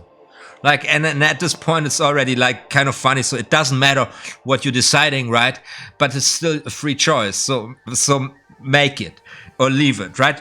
Anyway, so we say that the spectator takes this one, and I end up with this one here. This is option A, I believe. There are two options because this is also now a little bit like the magician's choice, and you better read this.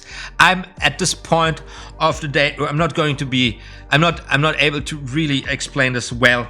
So let us assume you have the upper half. He has the lower half, right? That's very self-explanatory. Now you must designate my top or bottom card.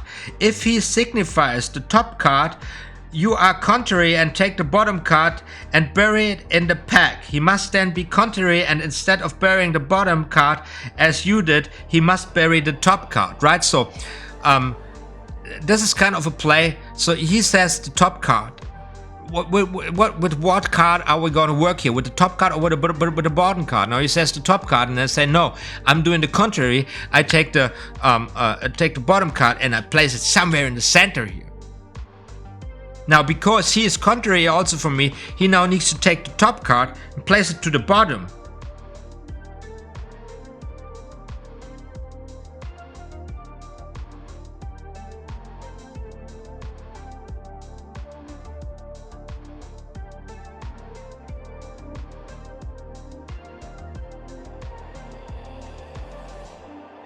Right? So So he buries then the top card.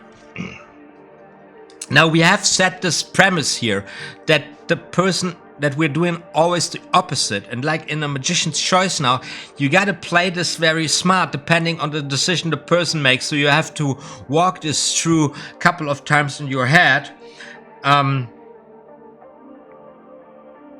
Again, invite him to choose your top or bottom card. If you have the upper packet and he names the top card, place it at the bottom. So now take the top card and we place it at the bottom. And he does the opposite, he places the bottom card at the top, which now brings the setup, us in a situation where we have a setup with the cards, with the aces at the bottom and the queens at the top, right?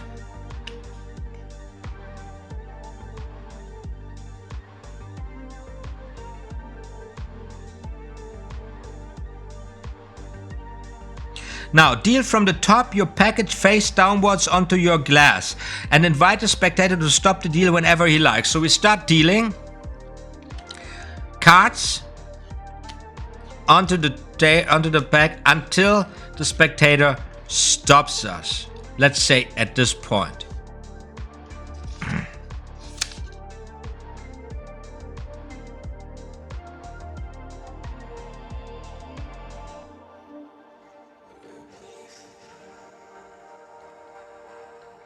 And what you do in the same motion is place one card at the bottom of the deck and you don't say anything to it about it. It's just what you do. Place it on the bottom. Convincing the ace now at the bottom. This is never commented upon. Invite the spectator to deal from his package. When you tell him to stop, advise him to be contrary and deal a few more cards. So the spectator now deals down cards.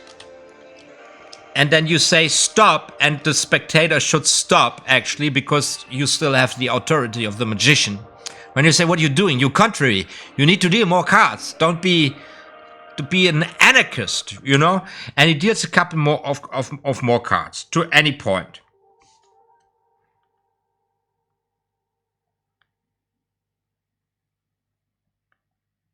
There is now a queen at the bottom of each packet which lie on the glass as in figure 1. Slowly turn over your packet and show the queen at the bottom. Since I have the one black queen, you should have the other.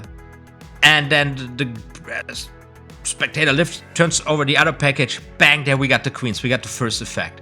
Look at this. We got this. Do you see this? How beautiful this is? Even from this perspective, with these glasses or little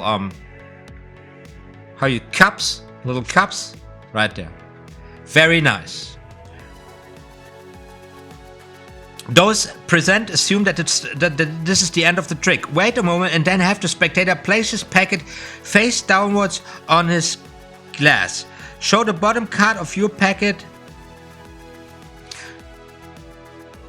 So now you say, come on, place your card down, face downwards here. Place it down like this, just like this. Face it. I place it like this. I don't know how you do this. You know, you gotta think about this premise. You need him to place the card down. I don't know if I would do it like this. I'm not thinking far ahead. I'm just not doing what I'm told in the book. Here it's written. Wait a moment and then have the spectator place his packet face downwards on his glass. Or maybe we have those then to the side and then it goes face downwards to the glass again. Show the bottom card of your packet, say an indifferent 3 of hearts. Turn the pack down, make the glide and place the supposed 3 spot, actually the ace, face downward. So look, I've got at the bottom the joker, right? Now this didn't work, this wasn't a good place. So I have at the bottom the joker, right? Now I turn over to get the glide, place it in there, place the rest of the cards over on this. So I've got the joker and you're the contrary. What you got? You got the colored joker or whatever. Now, that's why you should take the jokers out of a deck if you do something like this. Because the joker.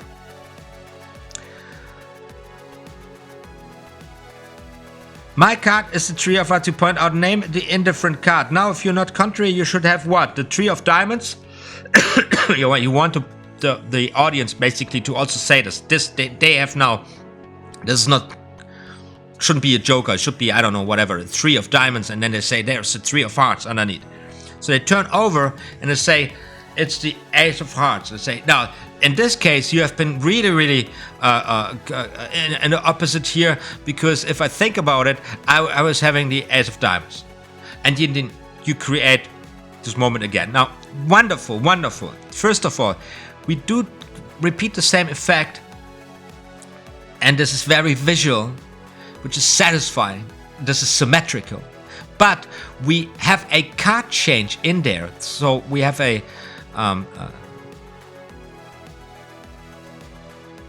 any card, which, by the way, lies there at random. Both packages are kind of mixed in a situation here, because it was the spectator who cut the cards. And of course, you can start this with a shuffle, with a false shuffle, and you get into this into this beautiful end situation. I like this very much. Now, I was thinking of maybe right now. I'm just, this idea just pops into my head. If you could do this with 4 aces, and then you would be in the middle of an ace routine. You could get into an ace routine with this. Interesting. Now, anyway, for me, this trick is interesting, since I'm working in an environment like this, or this is where I feel home, more or less, and putting some cups or some glasses and create an image with the cards, make it more interesting, because I'm so focused on cards, is always something that I value, that this is valuable for me. It has a very nice effect. It's more than a revelation. It has an interactive play with the audience, and it kind of fits in there. It's something I would call, I would just spontaneously say, I believe this is a really good opener. For a little bit of a longer performance, like not just for one or another trick. It's like, oh, you want to do card magic, to do this here, and then maybe you can also would establish a certain, how you say, relationship with your onlookers, with your audience, to say like, you basically can communicate that it's important that they follow your lead, but because they do at this point not following your lead, it's kind of, there's a lot of irony in it and a lot of interaction, and then you have also right there in front of you like a setup which is just more than a card trick. It's like it's really a game, a little game you play with your onlookers. And also now you got the glasses there. Maybe you can do something with the glasses. Maybe make a glass disappear. This old trick with the paper thing. And right there, before you know it, you start building an act on the basis of a trick like that. I love this. I like it. That's so much more my my take on the subject, or my drive, rather than these other tricks we talked about.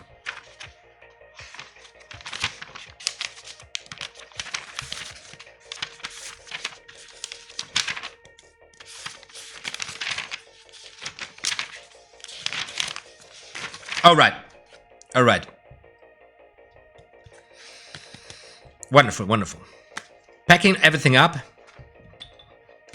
How are you doing, everybody? Are you still with me? I didn't see what's going on. I've currently 15 people watching.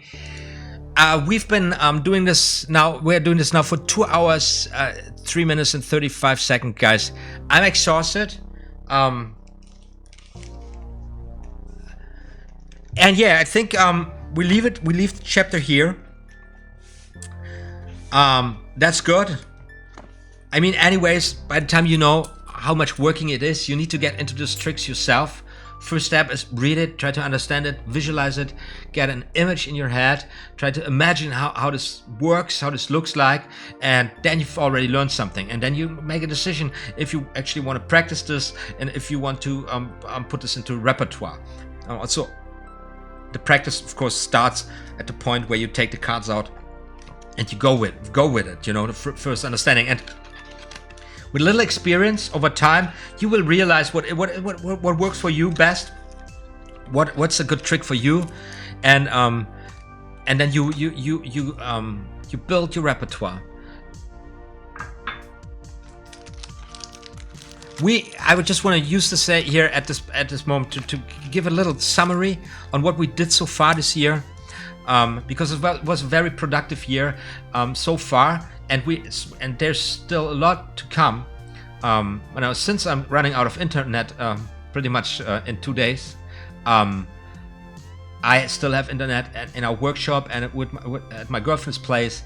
I will upload videos. I will shoot performances, as I told you. So no, I'm not out of the world. Don't you worry. And I'm gonna miss you so much. In about, I don't know, a week or something, I'm going to go live anyways, probably with the shittiest setup what I can, gather and put there wherever I can do this. So we're gonna be all right. But still, I wanna at this moment here sum up what we did so far this year and where we at, to give a little to coordinate and get a little perspective on it. We walked through the Royal Road to Card Magic last year, and we went through it chapter by chapter. And the Royal Road to Card Magic, it came with a didactic build. It was addressed towards bloody beginners, absolute beginners. So you would be introduced to one or another slide or a little, field of slides, like the overhand shuffle and all the dirty things you can do with it, all the false shuffling techniques with the overhand shuffle, and then you would be getting a couple of tricks, which make use of the specific technique. So you would get an understanding of how to use a specific slide for a specific effect. Royal Road to Card Magic introduced us to all the fundamental and elementary slides we need to know, we need to master as card conjurers, card magicians. And also it introduced us to a bunch of fabulous, fantastic tricks. And at the end of the book, we have been presented with the challenge of learning and understanding how to build our own routines, more like just doing one trick after another, but actually piecing it all together to create our own magic acts, right? Now, then this year we opened up the sucker, Expert Card Techniques, by the same authors, Hugard and Braue, and the book was published 12 years before the Royal Road to Card Magic. And what we found, or what we find in this book, is like kind of a snapshot of the best techniques by the creme de la creme of the card conjurers worldwide in year 1940. So we got a lot of material in there, tricks, slides, and kind of, much less organized and ordered like in a Royal Road to Card Magic. Definitely not addressed towards beginners or novices of the art form. So easily you get overwhelmed with what's in there. Now, we have been prepped. We already walked through the Royal Road to Card Magic, so we knew that we don't need everything, and that we can be very selective. We learned some incredible techniques so far in this book, and there are some amazing tricks in there, like just what we talked about today, like this add-on, this prediction add-on to Do As I Do, which is just valuable, super valuable. Or just this other trick which I showed you, Don't Do As I Do. Or it's not it's not called like this. It's just, wait, what's it called like?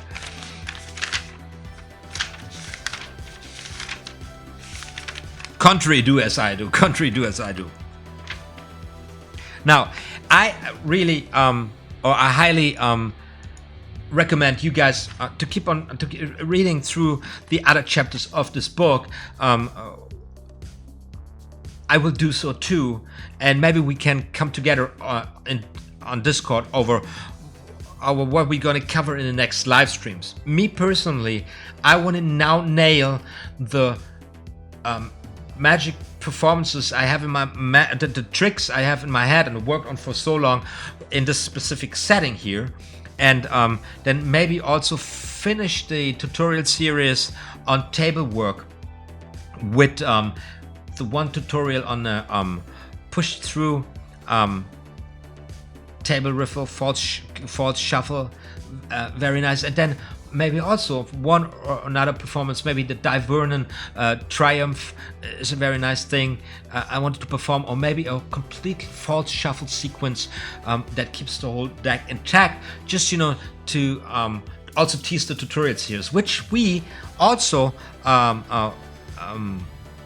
had to guide us with the book.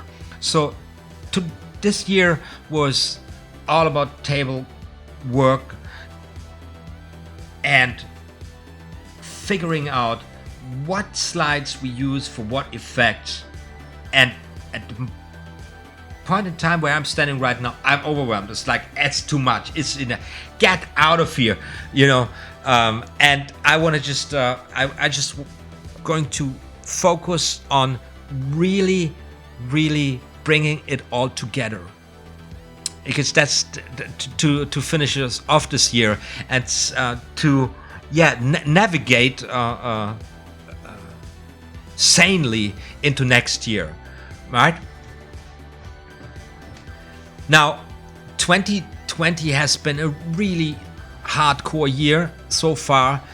Now I feel it. I've been absolutely privileged in so many ways here right now, not to say just lucky. In Germany, the COVID-19 pandemic, it hasn't hit the country so hard, and quite frankly speaking, nobody knows why. And when you look at the behavior of the people in Berlin, here in my city, it's like, this is like begging a question. People are getting nuts still. We had like people hitting the streets,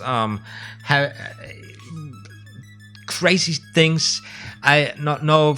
I just met, for example, a writer today from the good old times when I used to be a poetry slammer, and he was also kind of desperate. Also, although he already published some books, his main income comes from live events, and there is no live events, right? So many different people in many different ways have been affected by what is going on in the world, and I'm so proud of this community that we managed up until today to focus on the cards and to do what we love doing, and it's just to keep a good spirit up.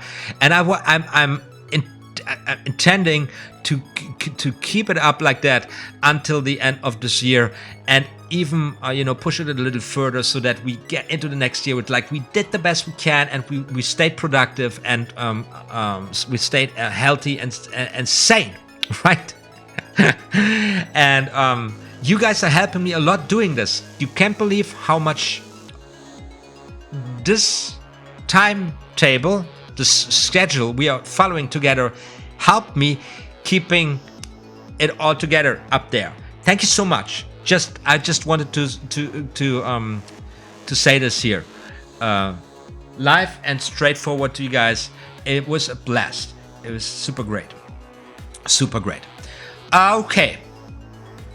Cheer up, there's no need to cry. We're going to meet in Discord. I'm going to upload. I'm going to start shooting performances, going to upload the stuff, and as I said, I'm going to, you will get this, but make sure to hit this notification bell icon. But of course, also you will be notified on Patreon and on Discord whenever I upload stuff and do things. Just can't promise you, I just can't keep, this is all. It's not, there's nothing ending here. It's just that I can't keep the schedule the way I planned it because of the internet running away, because of somebody plugging the cable out of the wall. But we're gonna fix that, and it's gonna be all right. I appreciate the summary. Until next time, OTHMARiUS. Peter Luzgorski, yeah, thank you so much. Relax, excited for your performance video. It's been a while. Dallas Taylor, even though 2020 has been whack, if things were normal, I've never would have discovered Prof. OTHMARiUS and this wonderful community.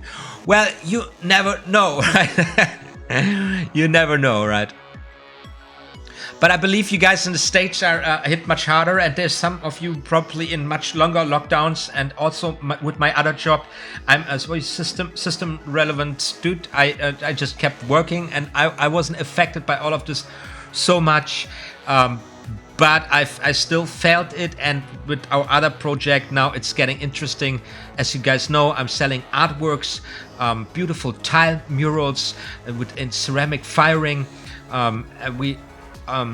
sell on a Christmas market in Berlin, and the Christmas market, the Christmas season is vacant. We don't know, is it going to happen, and if it's going to happen, how is it going to happen, and the worst case scenario, it's going to happen.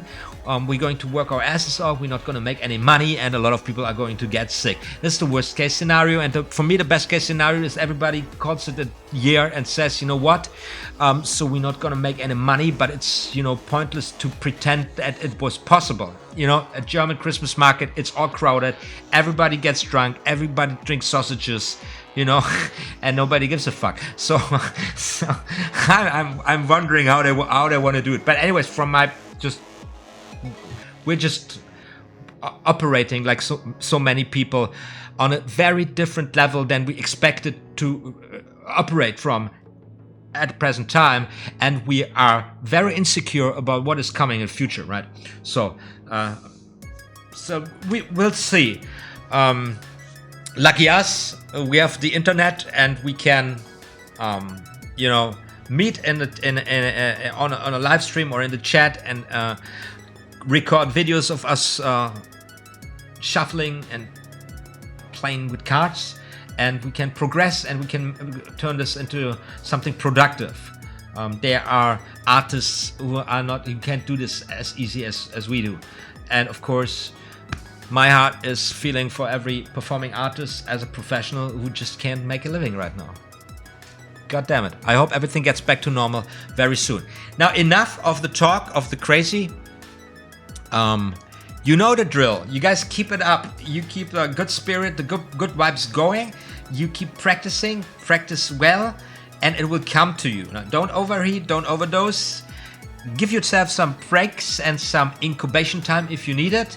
And be selective, and then have a blast of a time, just an ordinary playing cards, entertaining people, stunning people with these beautiful and lovely tricks. Right? Wonderful. Guys, that's it for me for now. You know the drill. You rest assured, more magical stuff is going to be uploaded very, very soon.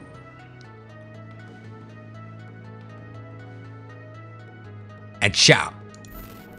OTHMARiUS Magic. Like and subscribe.